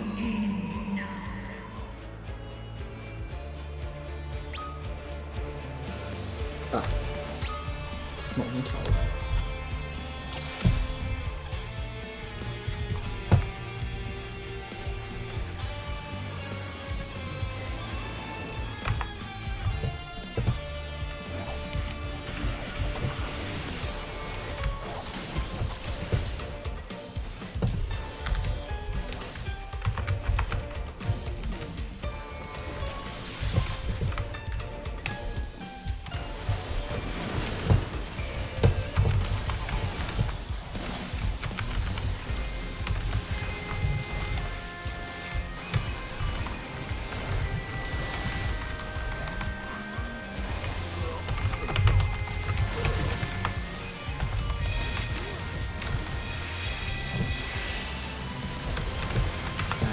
Just remembering how to play this.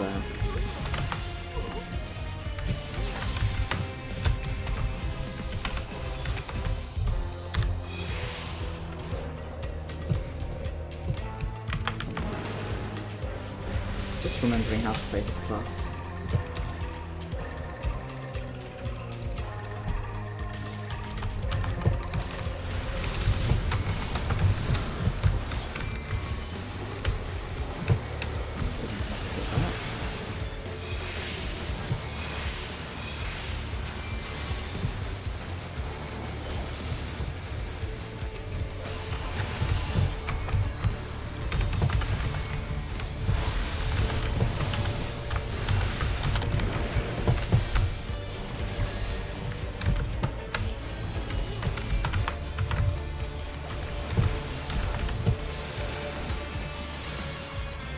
Please ignore how I am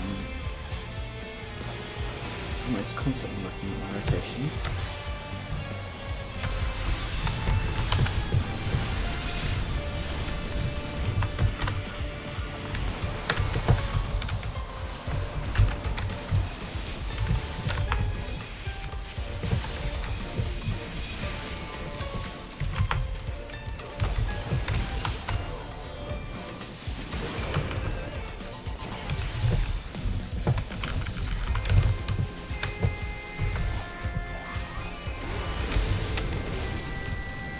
Computer.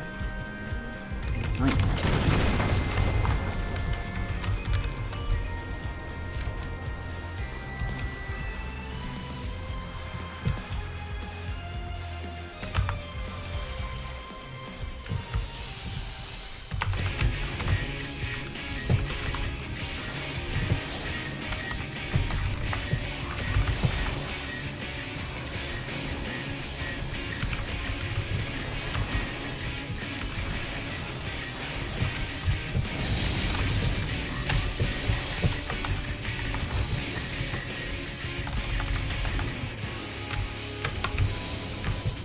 Fool and idiot. Got how this works.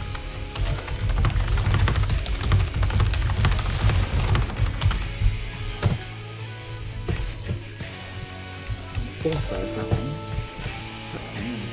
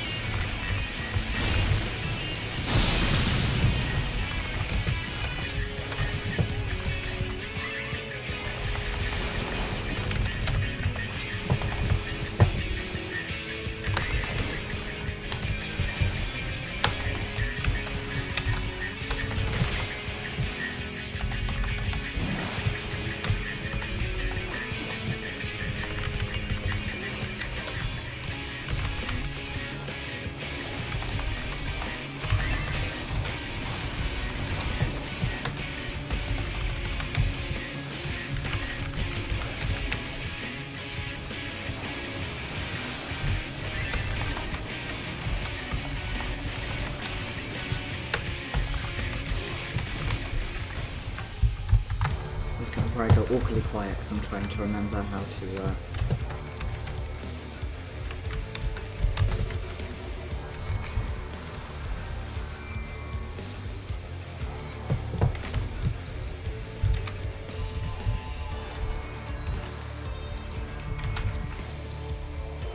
What took you so long? Is that the short dream? The Amalt are in trouble. Let's split up. Very well. I shall fight to their end.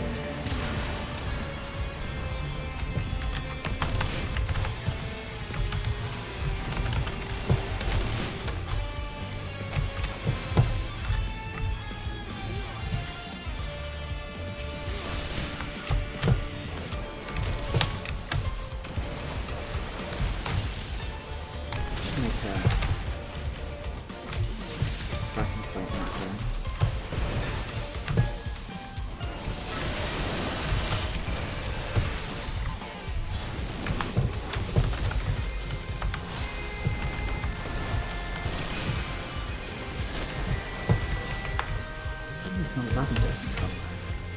I do not know where. It's wildly unnerving.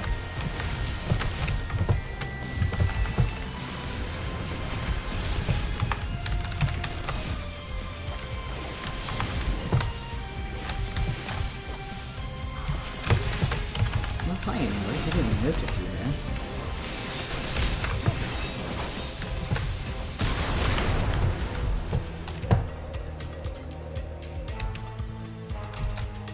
I have all 5 turn stuff except for fending. So.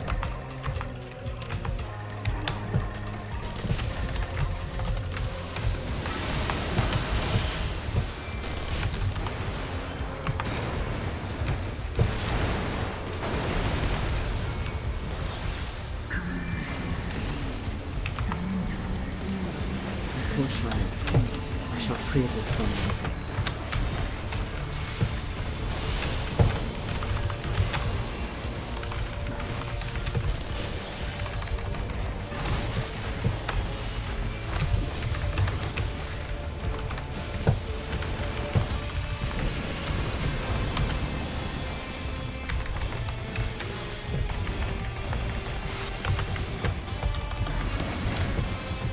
Need to do something about this rotation.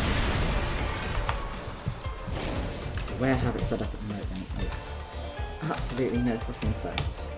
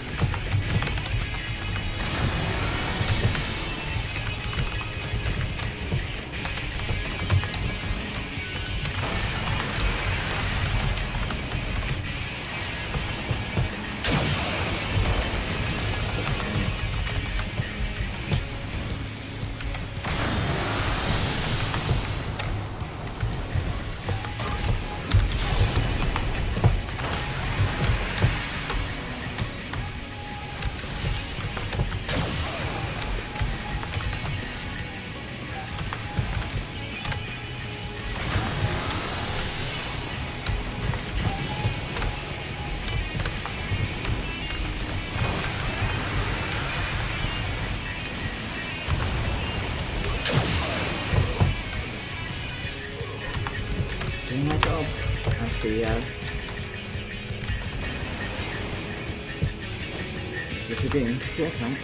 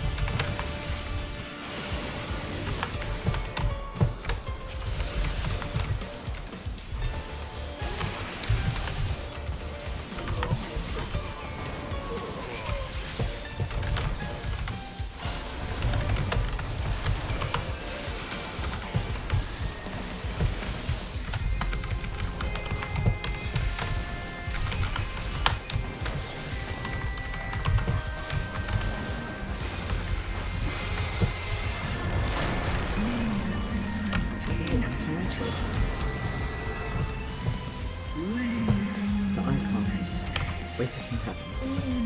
My child shall bear thee to him. Oh, I remember that. This is going. Let's string those up again.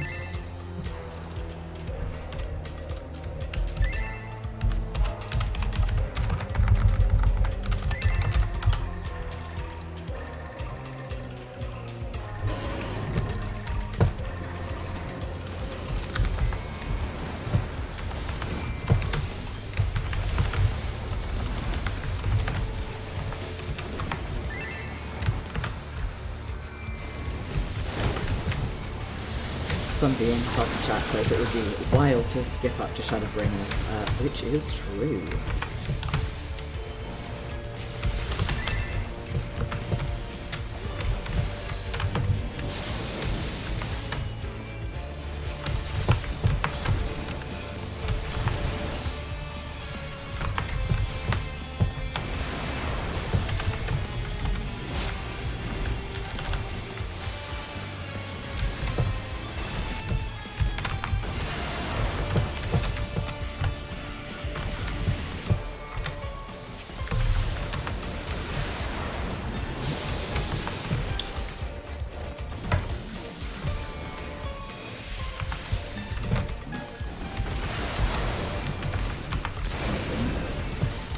When, but I'm going to.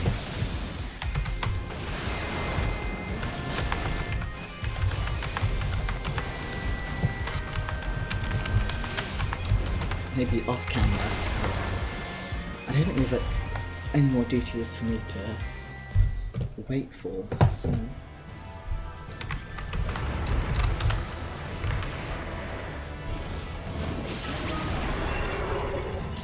There we go.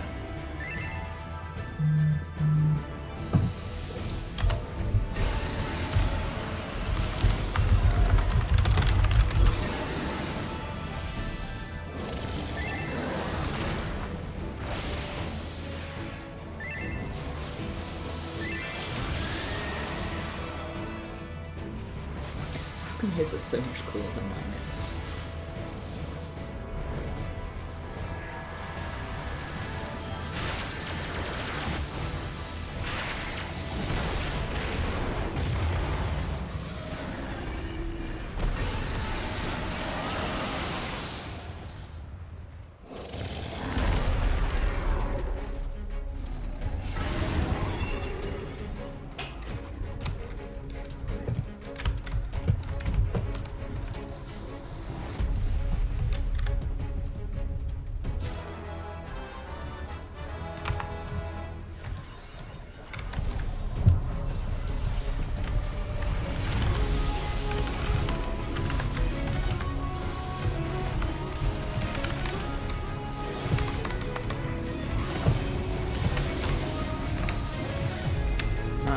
anyway.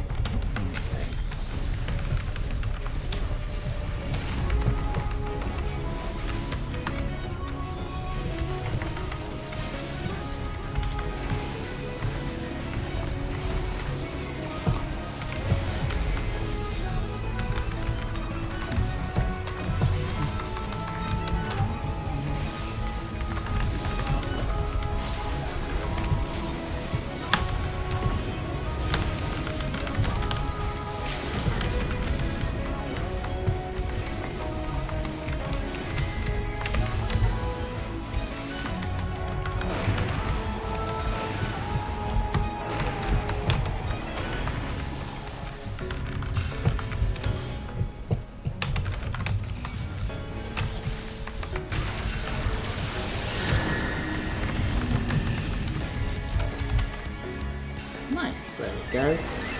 As always, when I'm in a fight, I remain awkwardly quiet as I focus on the fight and try and remember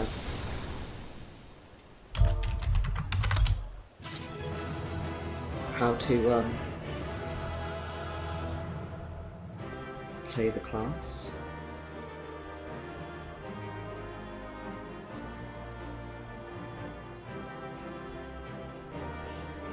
I haven't like worked out how to like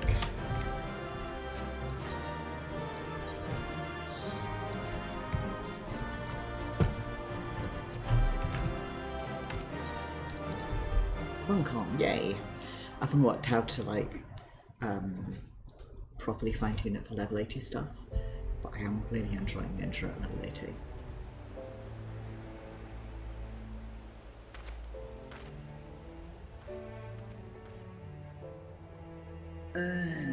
Children of man, the shade of my beloved is no more, and I shall be forever in your debt.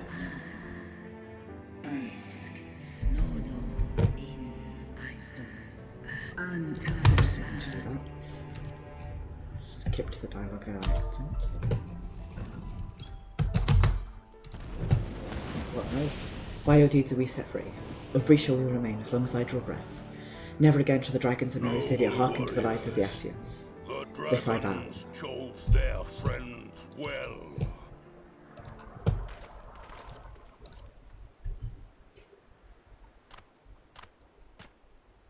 Long have our peoples waged war, but no more. I'm currently doing the amount of beast tribes on this guy, which is for good, in a sense.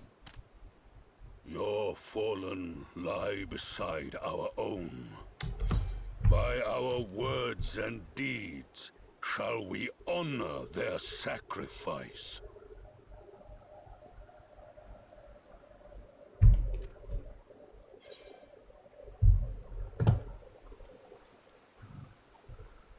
You would make peace with Ulda, then.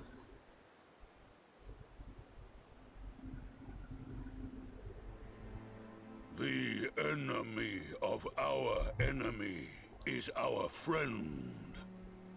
And you have proven yourselves worthy of our trust. It is the Garleans who are deserving of our fury. I shall see that my brethren learn the truth of this day, and rally as many as possible to the cause, till we meet again. Indeed.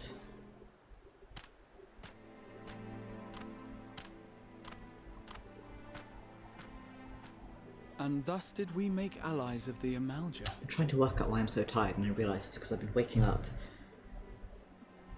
before it would my certainly alarm. seem that way. The Sultana will. Which is a first. Let's go and give her the good news, shall we?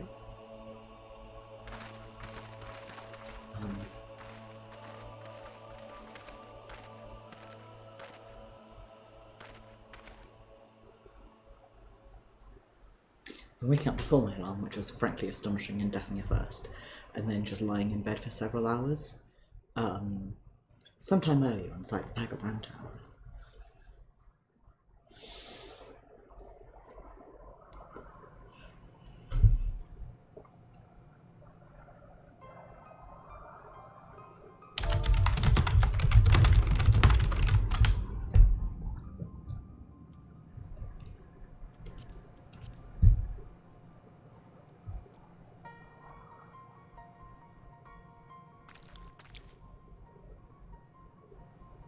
What in Ralga's name happened here? Nothing good. The gods only know. But you can bet these poor sods aren't here by choice. Quickly! We've got to get them free!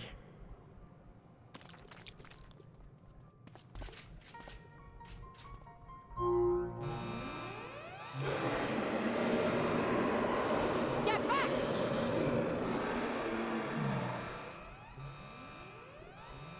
It's a hunt train. A Shadowbringers hunt train, not Barry. No! What have I done? It's too late for them! We're leaving, now!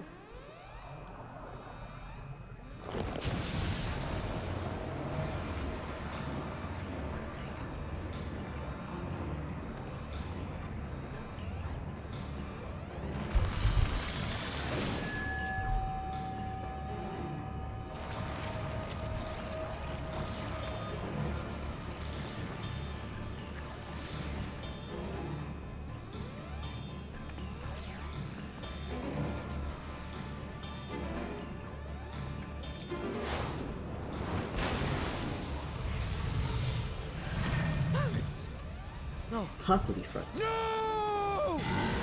Don't you dare! We came together and we're leaving together!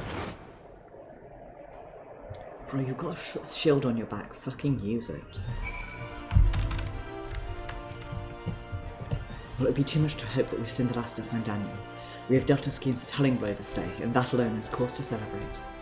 And celebrate I will, when we receive word of Arenvald's safe return. Oh, crap. Probably my preferred start, I'm assuming. Now into Pagathon with NPC avatars.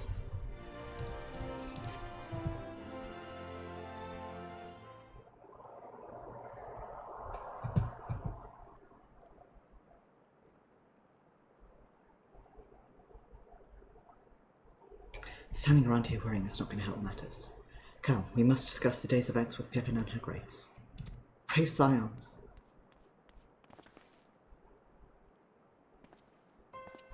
Would that I could treat you to a hero's welcome, but I bear urgent news from the frontiersry. Your grace, whatever is the matter. As the troops withdrew from Pagathon, they came upon the 2 scouts sent to the nearby tower. I have yet to hear a full account, but it seems that one of them, your friend, I believe, had been wounded and was being dragged away by the other. Oh, no. I must go. Forgive me, Your Grace.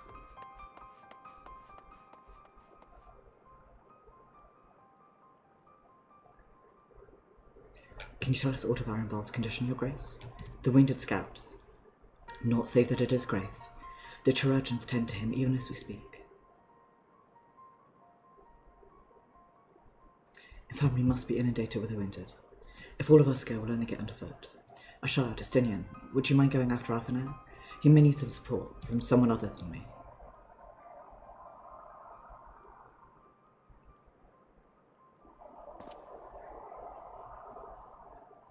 Very well. Thank you. The rest of us will see that the relevant people know what took place at Pagathon.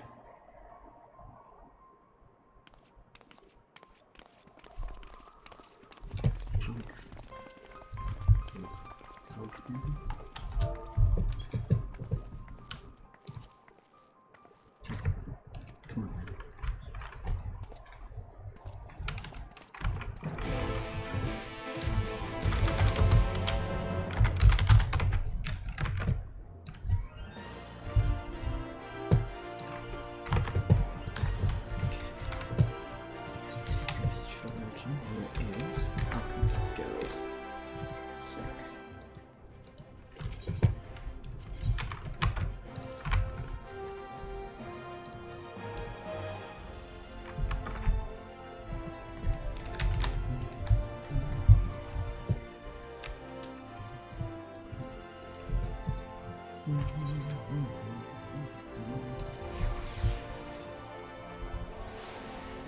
I get a cushion for this chair, I think, to help support my back.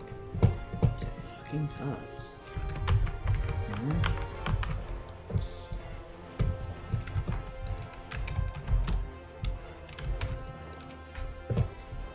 I'm still running unfed dog.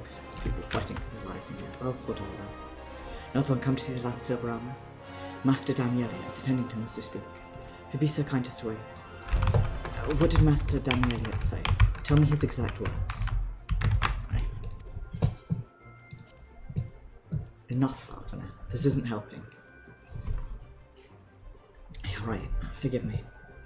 When we set off for Wales to Arenvald, I was afraid that something like this might happen, but now that it has, all we can do is wait.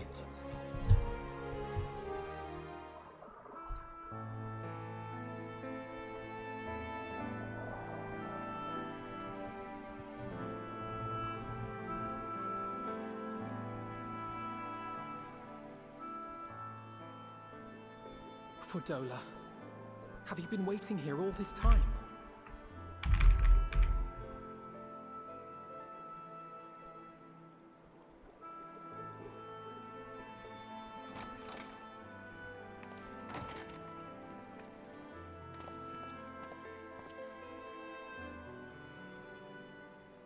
We have done what we can.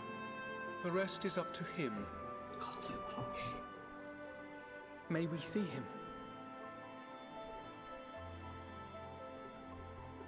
I do not think that wise. You must let him sleep.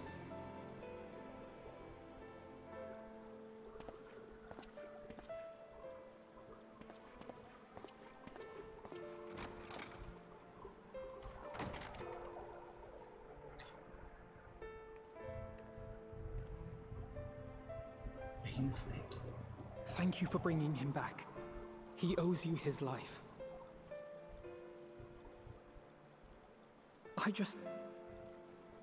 I just wish I had been there. Perhaps, I don't know, perhaps I could have... Could have what? Got tempered? Don't flatter yourself. You can't save everyone. No one can.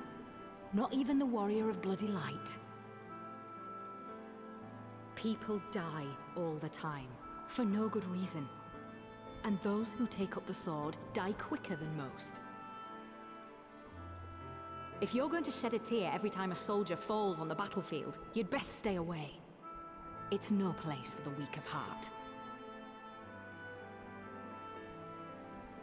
It may be that victory cannot be won without cost. But all life is precious, and I refuse to shrug at its loss.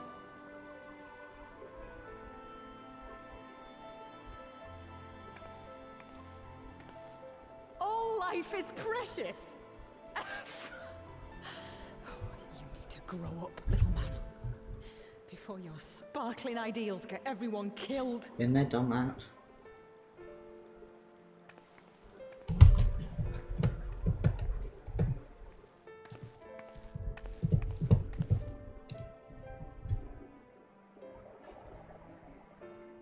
You're right.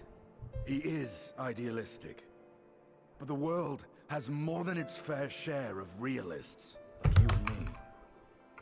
It's people like him who dare to dream that things could be better and make it happen against all the odds.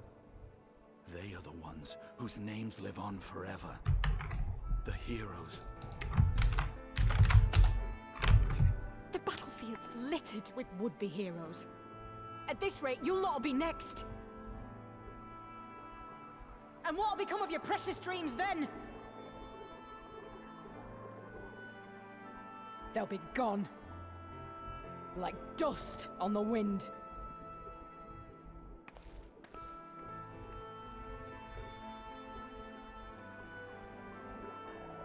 Dreams worth fighting for don't die so easily.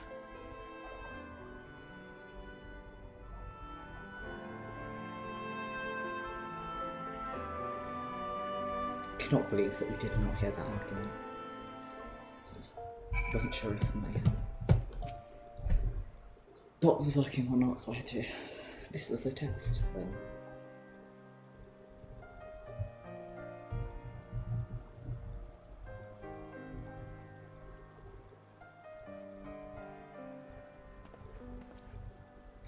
I know.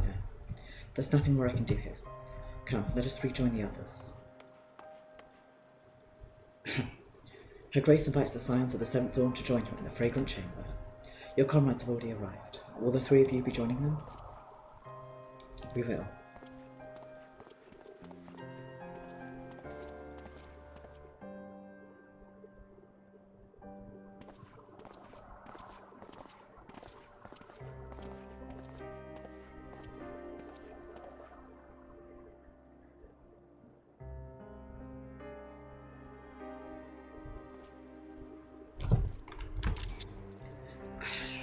I do think that Estinian is probably Arshad's closest friend.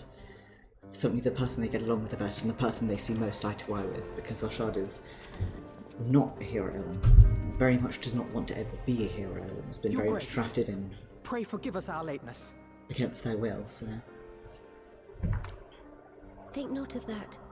I understand a close comrade of yours was wounded in the line of duty. Arenvold. It was at the Alliance's behest that he risked all, and we are grieved to hear of his condition. Rest assured, he will receive the finest care our chirurgeons can provide. On that you have my word. Now, we would share with you the findings of the mission. Pippin, pray relate to our guests the details of Fordola's account.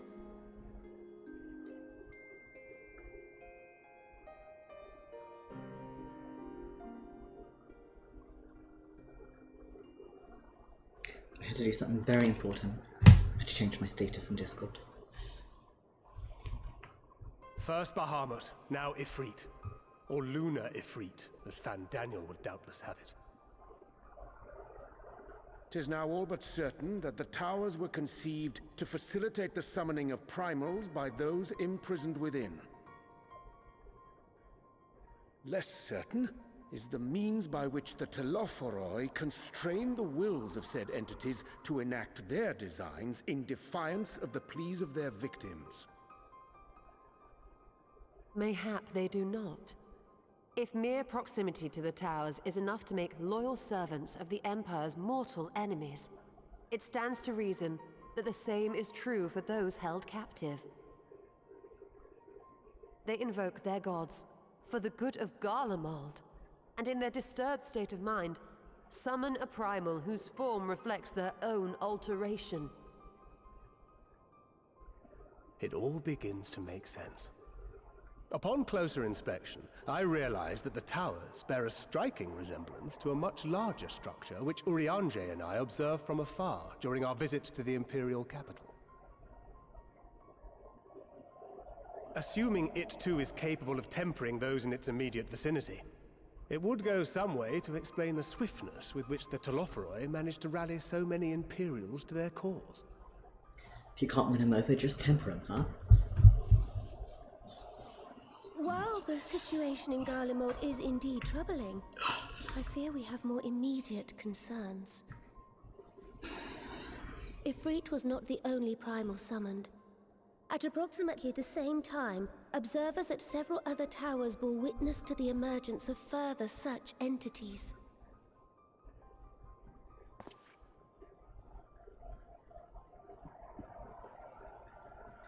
For a blessing, none appear to wield aught approaching the destructive power of Bahamut. Just and when the you want Grand Arbor and his Companies friends, are huh? moving to deal with the threat even as we speak. The Grand Company to grace. Is that wise? Though we are aware that the task will not be easy, we would call upon the Scions only as a last resort. Pray, conserve your strength for now. After all, it was not so very long ago that you rid us of Bahamut. On which note, I am pleased to report that our talks with the Amalja have reached an agreeable conclusion. They have pledged their full support to our cause. It is our hope that this historic agreement will encourage other tribes to join us at the negotiating table. And I know that I speak for all of the Allied leaders when I say that we will welcome them with open arms at such time as they do. Of course, this was only made possible by the feats of heroism performed at Paglfan. Moreover, we shall not allow the sacrifices of those fallen in battle to have been made in vain. As hope leads to victory, shall victory lead to a new dawn for Eorzea. May these words ever be our guide, Your Grace.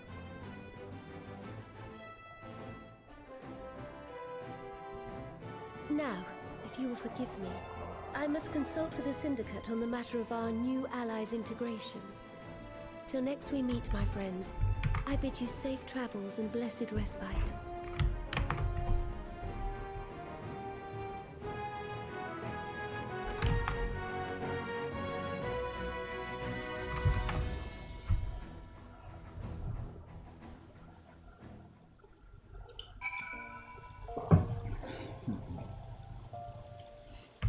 Trying to decide if I want to keep going. I think I do, because it's only 3 story quests and 5-5, so...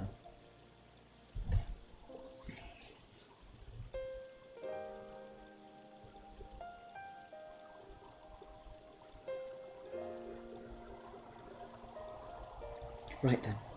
Unless anyone has any objections, I think it's about time we return to the Rising Stones.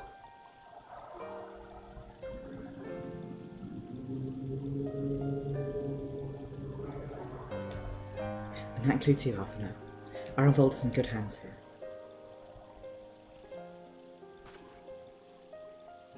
Of course, you doubtless mock me for pacing about the infirmary. Oops. What's that?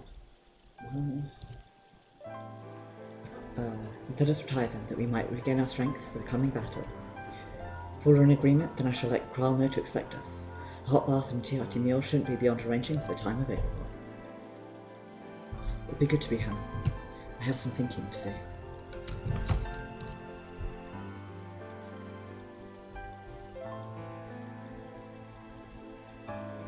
Yes, I'll try asking him. And thank you, I shall look forward to it. Our comrades eagerly await your return, and Kral in particular has a few matters which he is keen to discuss, one of which concerns you, Estinian, believe it or not. You will join us, won't you?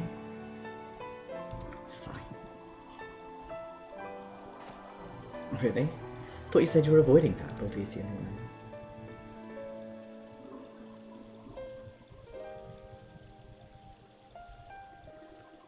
If I refused, she'd only pursue me. Let's get this over with, shall we? What it is, you see, is that Kryl and Tataru both have special powers, which is that they can get reticent dragoons to do their bidding. Including, of course, your friend Arshad.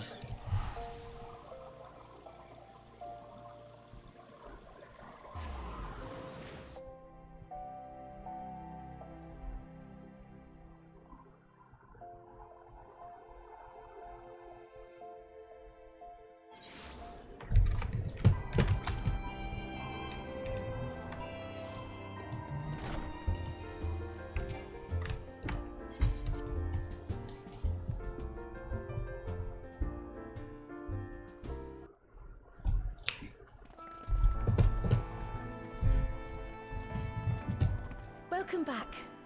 I expect you must all be exhausted. Ere you take your rest, however, I would beg a moment of your time. Thanks to Arenvold's selfless efforts, we may now be confident that we understand the function of the towers. But many questions remain regarding the reason for the summonings, and what lurks behind the looming edifice in Garlemald. Until such questions are answered, we will struggle to devise an effective strategy for thwarting the Telophoroi's stated aim. Nothing less than the destruction of this star. And so, given the gravity of the situation, I move that we petition the aid of Sharlayan. Good fucking luck. 'Tis possible the ancient knowledge preserved within their archives may hide a clue to our enemy's methods. But given Sharlayan's established policy of non-intervention, our former colleagues are not like to aid us in its discovery. Oh, I well remember what they're like.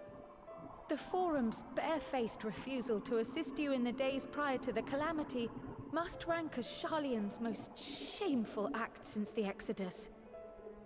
But were the final days to be reenacted, it would spell doom for us all.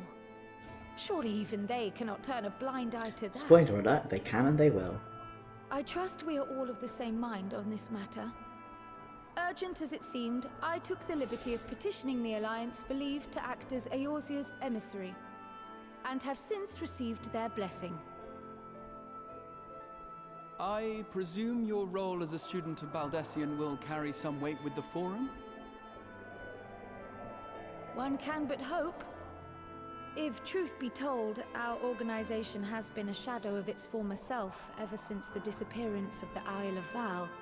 But the name does still retain some degree of prestige. I only pray it will be enough. If there are no objections, I shall depart for Sharlayan at once. But before I do, I should also mention the other matter to which I would devote some time during my stay.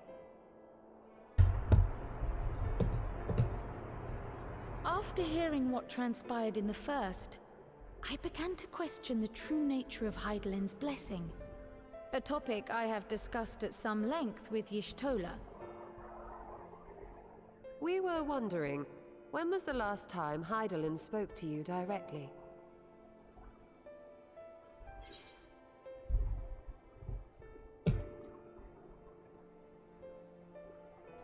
I haven't the faintest fucking clue. Is the question truly so vexing? Perhaps you fear I will chastise you for giving the wrong answer. Or was it so long ago that you simply can't remember? Arshad also doesn't really like History Hydaelyn. shows us that Hydaelyn is able to awaken the echo in her chosen, convey her will directly, and grant the blessing of light. To our knowledge, however, she has not sought to intervene in man's affairs for some considerable time. Might not the explanation for that lie with her choice of champion? Mayhap she is content to trust in his judgment.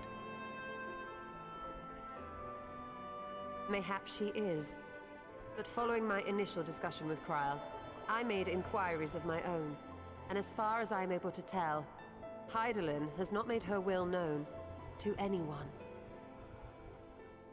During my time in the First, the Oracle of Light spoke to me through Reen. But that was not the will of Hydaelyn. It was Minfilia herself. Indeed. And while she and Hydaelyn were inextricably linked, Minfilia yet acted of her own volition. A messenger, yes, but one who spoke with her own voice. I am, as always, irked by the strange hen. I stole his dress. Could Hydaelyn's silence suggest the presence of some disruptive force, perhaps? Some obstacle to communication? While I share Urianger's high opinion of your conduct, I see no reason why she would deny you her guidance altogether. Then again, who am I to say? The fact is, we simply don't know. But if the explanation is to be found anywhere, I can think of worse places to look than the archives of Sharlayan, and their research on the Ethereal Sea in particular.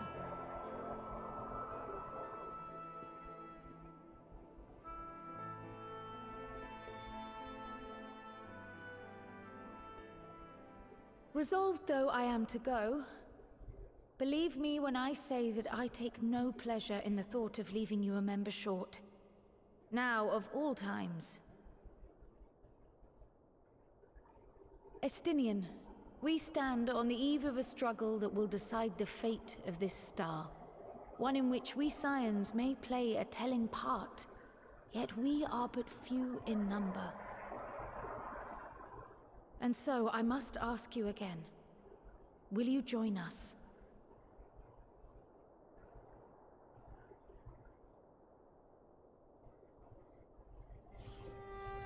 Alphino puppy dog eyes. You see the world the way you want it to be. I see the world the way it is. You are idealistic to a fault. But I know you would never turn your back on those in need. Never close your eyes to their suffering. And somehow, your deeds lend truth to your words, giving the lie to my doubts in so doing. I have seen others draw strength from your belief. In Ishgard, in Alamigo, you inspired them to stand up and fight. To win, no less. And even when you lost those you held dear, you carried their spirit with you and made their memory your guiding light. The burden of so many hopes and dreams would be too heavy for most to bear.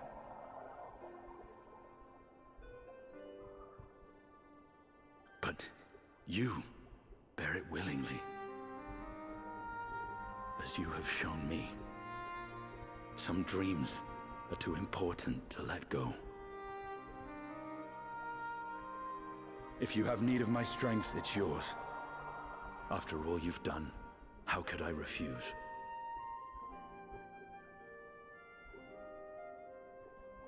Thank you, Estinian. Whatever challenges await us, I shall not falter. You have my word.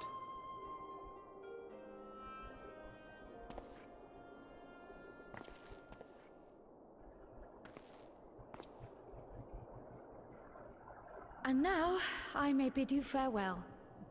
Safe in the knowledge that all is as it should be. In this little corner of the world, at least.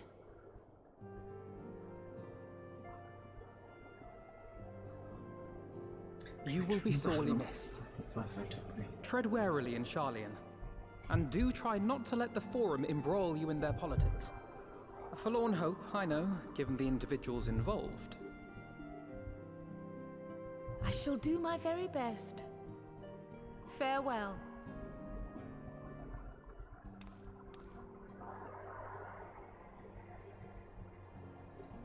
Outfit's very cute. Kitty ears.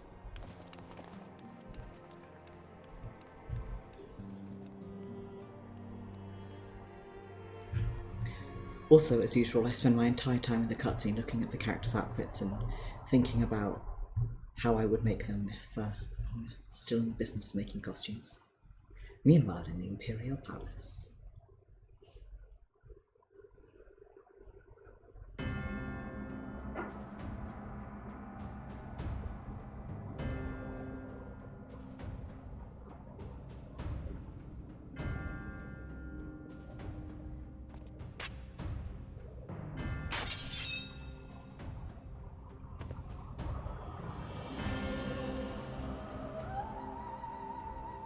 Well, does this one meet with your approval?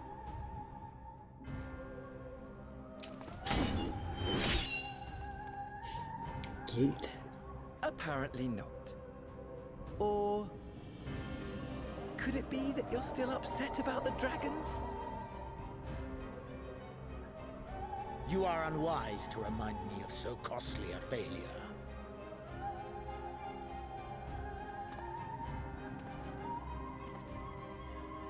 It will not affect our plans, I trust. Oh, hardly at all. Though, admittedly, the chances of us being able to procure any more Mericidian dragons are rather slimmer following Tiamat's reappearance.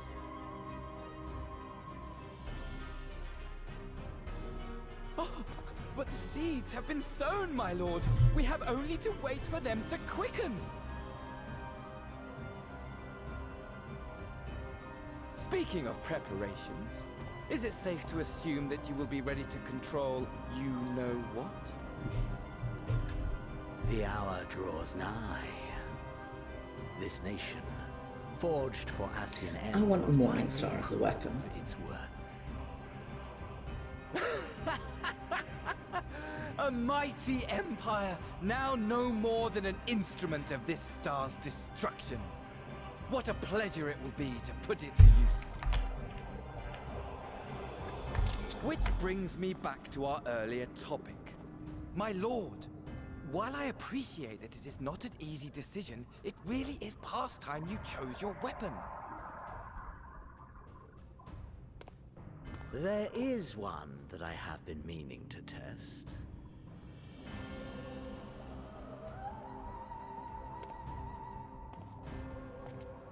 Well, well, not quite what I was expecting. Though I will say, it does seem rather apt.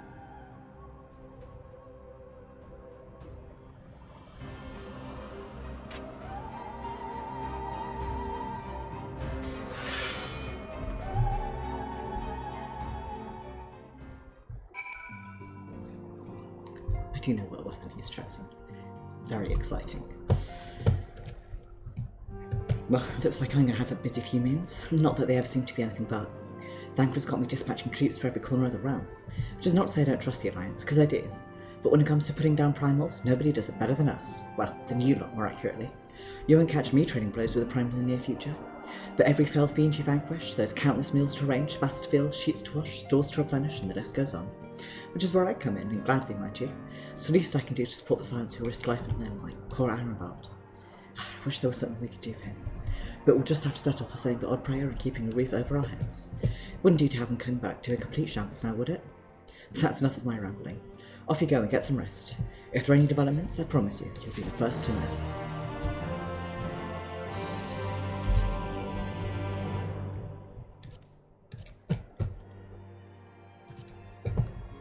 So let's see, it's past. I've got 3 quests, but I have a feeling Death unto Dawn, it takes a while, so we'll see. I'll do these 2 though at least. I'll get started on 5.55. You're looking well. I take it you managed to squeeze in some rest. Absolutely not. If you come hoping for tidings from Kryl, I'm afraid we're still waiting, but we do have somewhat scraps of news to share. Scraps, she says. Lunar primals have been popping up all over the place, but the Alliance has the situation well in hand. Thanks in no small part to Hoary Boulder and the others. Meanwhile, talks of the beast tribes are going even better than expected. Encouraged by Uldar's progress with the Amaldra, Gridania has opened negotiations with the Ixar, believe it or not. All of which is obviously very encouraging. But with the Telophorus still out there, it's not as if we can afford to lower our guard.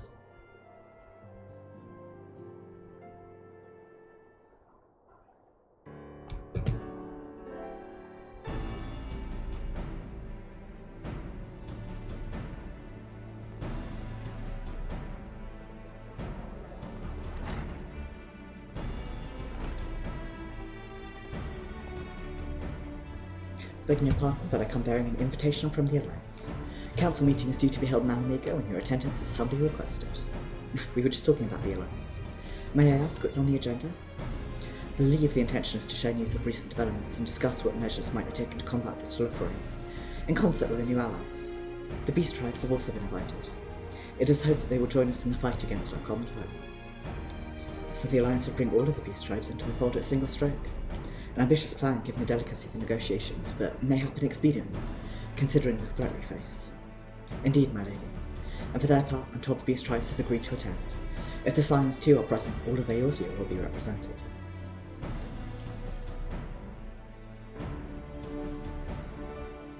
To arrange such a meeting must have been quite an undertaking, not only diplomatically, but practically. Pray inform the Alliance that we be honoured to participate. We shall make for Alamigo without delay. Then I'll bear your answer thither with all haste. We look forward to receiving you at the Royal Palace.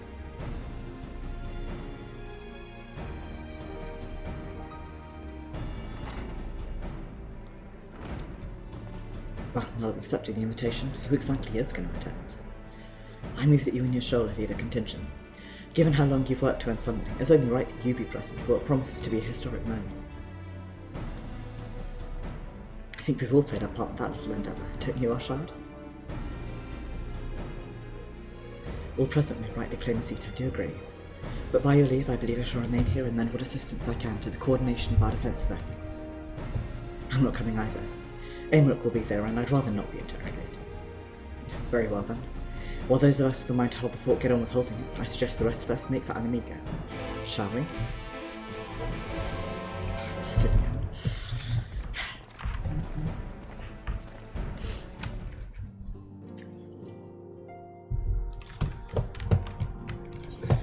Let's gear.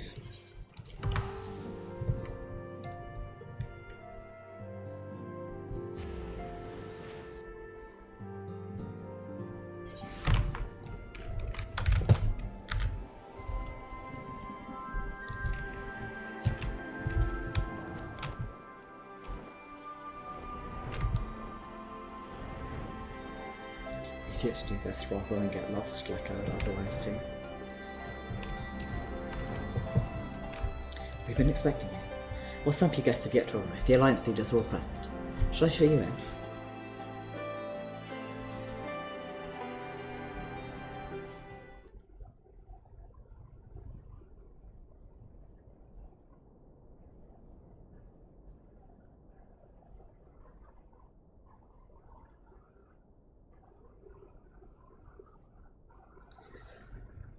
Because of the way that everyone's sitting.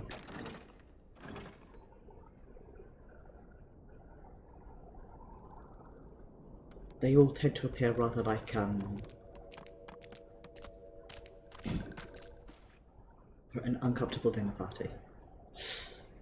You know? Everyone's sitting like this. Esteemed guests, you honor us with your presence. As there is much to discuss, let us begin. Information on our taken brethren you have, yes? Hear it we would!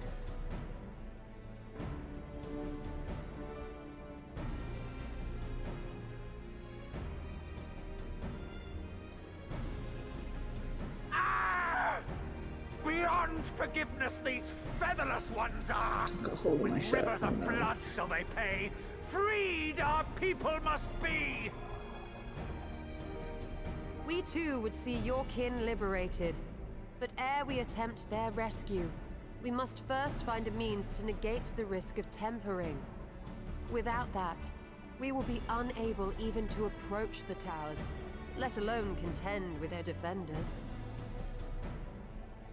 If all else fails, I've always found cannonballs quite effective. And what of the prisoners? Would you see them slaughtered?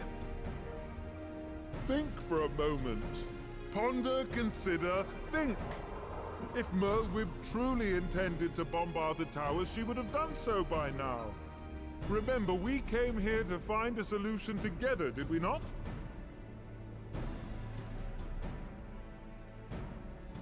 Y'shtola spoke of defenders.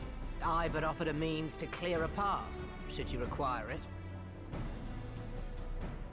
Given the enemy's capabilities, we will all need to play our part if we are to have any chance of success. For if any here should give less than their best, it will be to the cost of every living being on this star. A paragon, the Empire, our very gods. How can we hope to prevail against such odds? That our foe is formidable, none would deny. But our strengths are many and varied. In this chamber, I see masters of strategy, masters of magic, masters of the land, the air, and the sea. And together, there is nothing in creation we cannot overcome.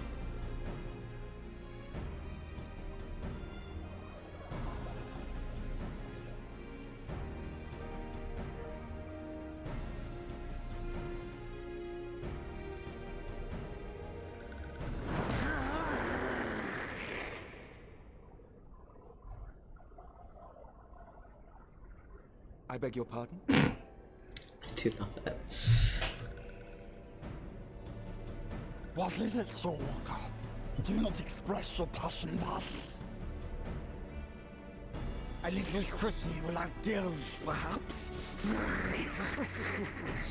Suffice it to say, I am proud to be counted amongst Eorzea's finest. I wonder how they did the voice. We Sahagin will play our part. Guess they got the voice actor to have like a... We kobolds have not forgotten the crimes the Overdwellers committed against us in the past. But today we look to the future, as allies united in purpose.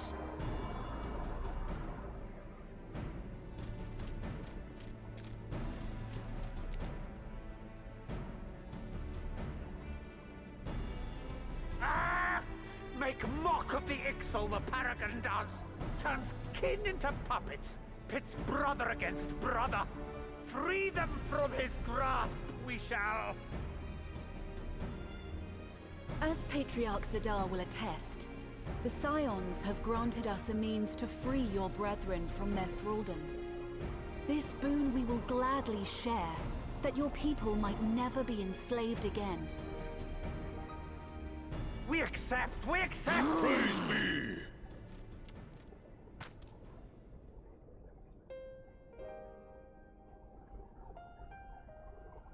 I was thinking about like which of them have ongoing fights.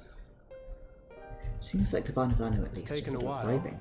but I do believe we might be one step closer to a world without primals. Would that Minfilia were here to see it? We were already working with the snake ladies whose names We still have a long way to go, and we're going to need a lot more Porksies. But we're moving in the right direction.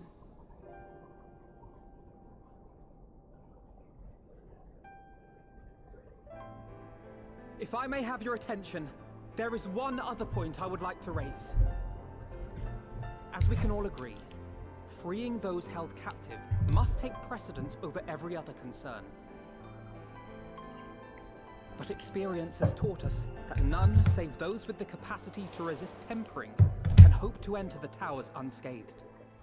And even once inside, a still greater threat may yet await them, that which we call a primal. Needless to say, if we are to succeed, engaging with such foes can only ever be considered a last resort. And so I move that we seek to prevent them from being summoned in the first place. Yes! Both prayer and ether are needed for the ritual. Should either one be denied, the summoning would fail. Indeed. And so we must endeavor to discover the source of the ether on which the process depends. Do so, and it may present a way to halt the summonings, or perhaps even neutralize the towers entirely. A promising proposal. While you are conducting your investigations, however, we will need to remain vigilant, lest the Telophoroi commit further abductions and summon primals ere we have the means to prevent them. To stand a better chance of keeping our enemy at bay, we would do well to coordinate our defensive efforts, sending reinforcements to assist our neighbors when needed. We Amalja would have been overwhelmed were it not for our newfound allies. But say the word, and we shall come.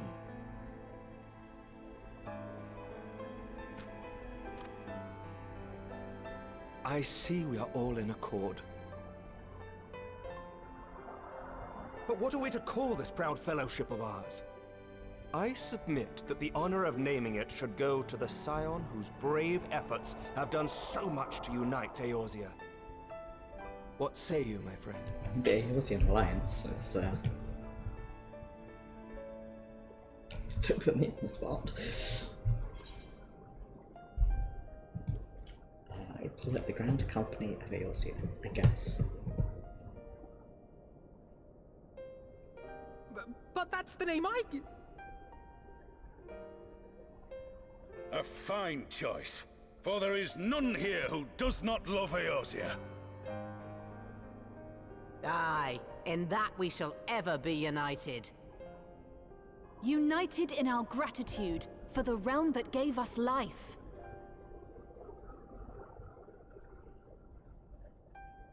Then let it be recorded that on this day, the Grand Company of Eorzea was born.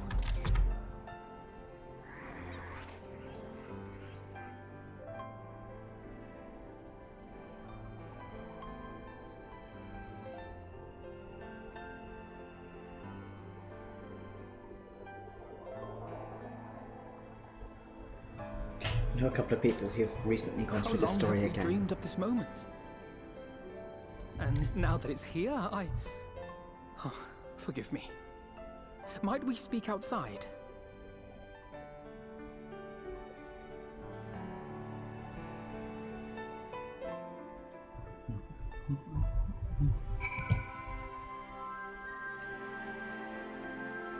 Frank logged in and logged out instantly. Possibly not instantly. At some point during the cutscene. Well, now that we're out of earshot of the other delegates, I hope you'll forgive me if I speak my mind. Let me begin by saying that I've dreamed of this day since the moment I first set foot upon these shores, and I was heartened as anyone to see the peoples of Eorzea pledge their solidarity. Yet even as they uttered the declarations, all I could think about was the conflict to come, the sacrifices that would be made and the lives lost, inevitabilities that I still struggle to accept. But at least now there is hope. The formation of the Grand Company of Eorzea is the first step. The first of many. Many and more.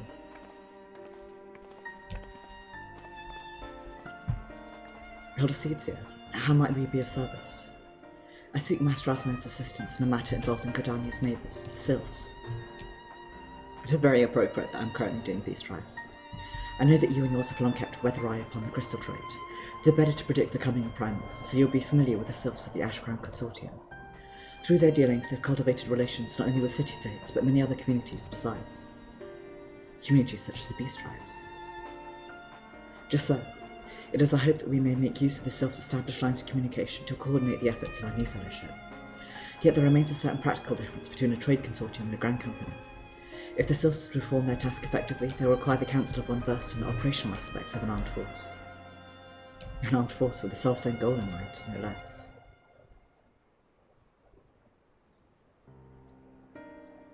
Crystal Braves, yes. Forgive me, Master Alphana. I know that it was a painful chapter in your life, but the experience may yet be made to serve the realm.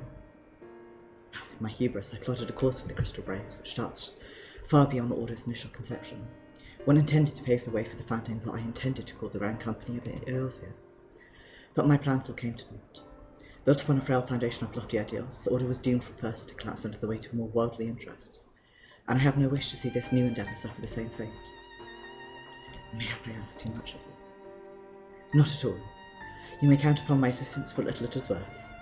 By your leave, I shall prepare a report, including a list of recommendations, drawing on the lessons I learned from the failure of the Crystal Braves. You have my gratitude, Master Alphanad, and my trust. When your report is ready, pray share it directly with the Sylphs. With your guidance and the earnest efforts of every goodly soul gathered here this day, I have no doubt but that our fellowship shall emerge from the shadow of the Telephory and flourish.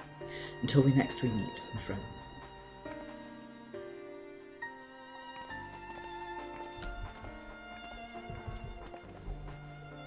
Before committing anything to writing, there are a number of people whose thoughts I should like to hear. Former Braves, you understand. Might you join me in seeking them out? can't think of an excuse not to, so yes. Well, she'll be grateful of your help, drudging or not. I'll join you. If you're planning to canvass the opinions of your former comrades, it'll be a lot quicker if we share the task of questioning them. Then mayhap Graha can lend a hand as well. I shall accompany Thancred back to the Rising Stones. Between us, I dare say we should be able to provide an accurate enough account of the day's events. We should be glad of your company, Graha. I shall explain the details on the way.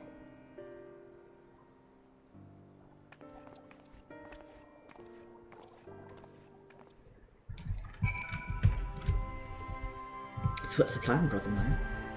Before discussing the task at hand, I should probably admit that the report I proposed is largely written. Not long after that fateful day in Mordor, I penned a detailed account of the organisation's history, from the events that led to its inception to the failings that brought about its demise. This I did primarily as a means of taking some semblance of responsibility. Never did I imagine it might later be referred to by those seeking to form a similar organisation. And while I made every attempt to be objective, the account was mine alone, its events viewed from my singular perspective. For it to be of any use, however, it must be broadened to encompass the viewpoints of all involved. Only then can I answer to me what seems to be the crucial question, namely, why, after the Crystal Braves disbanded, did some members choose to remain with us while others did not? I see. You think the answer will tell us something about the nature of the ties that bind our new Grand Company together, and that this knowledge might help us to prevent it from falling apart when these bonds are inevitably tested? It is my hope, yes, but the questions I would ask are uncomfortable to some. As the former commander of the Crystal Braves, I doubt that there are those who abandon the cause would welcome my inquiries. Then Graha and I will just have to try. Meanwhile, the two of you can talk to the ones who kept the faith. A fine suggestion. Have care, however. Certain of my former comrades are of questionable character. So keep your wits about you and let us reconvene in Gridania later on.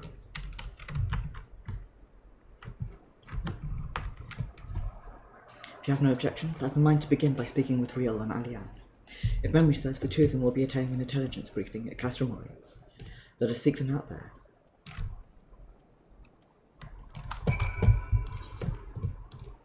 I'm actually going to end stream after finishing this quest off because I'm feeling it. I need to end and have some tea and some biscuits.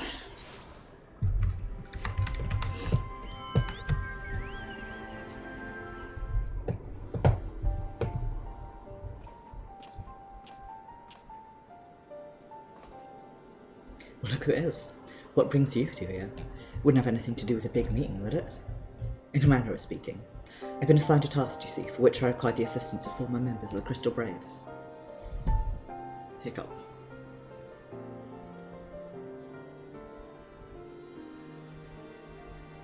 So you want to know why we decided to stick with Scions, eh? Ain't an easy thing to put into words, that.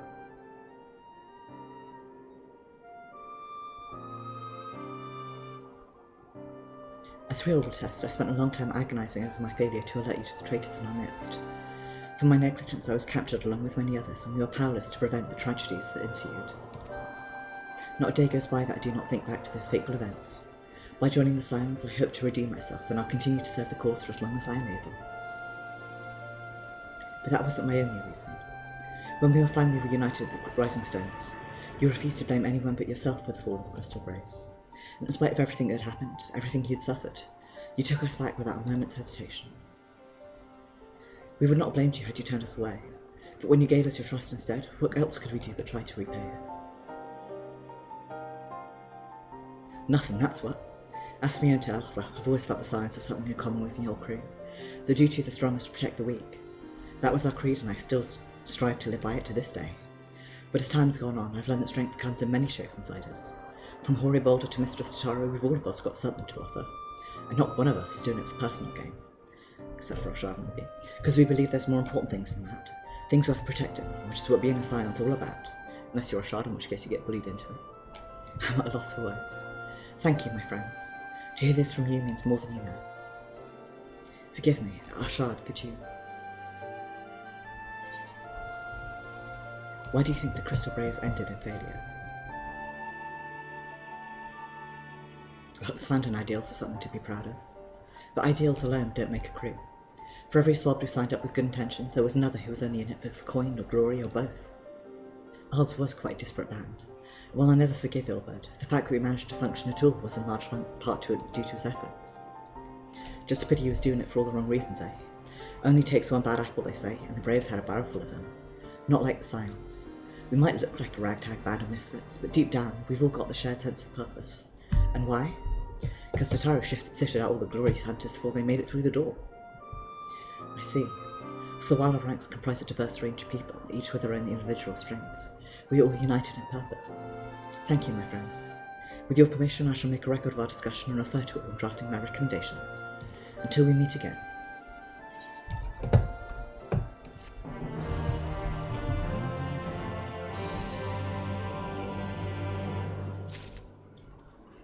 Okay. So yes, while it is not exactly a massive cliffhanger, I am going to end things off here. Because I feel the need to, and also I doubt I'll get the next quest done in 10 minutes, and I'm feeling kind of really tired. So, I'm going to say thank you very much for watching. It is very much appreciated, and I do hope that you enjoyed. I will be streaming Destiny 2 this Thursday, where we'll be catching up on Season of the Lost. I'm about halfway through week 2, and I've got weeks 3 and 4 to catch up on, so I'm going to try and chug ahead with it. Then on Saturday, it will be Indie Saturday, where I will be playing Higurashi When They Cry in Yotsukushi Yamote, getting the good ending and possibly the bad endings depending on how long it takes. Sunday will be Nier Replicant, where I will be finishing our playthrough of Route C and tackling the final boss, the Shadow Lord's castle, once more. And then next Tuesday will be more Final Fantasy XIV, where I will finish catching Arshad up on the main story and start catching them up on the other stories, Irest, Eden and the Yoha raids.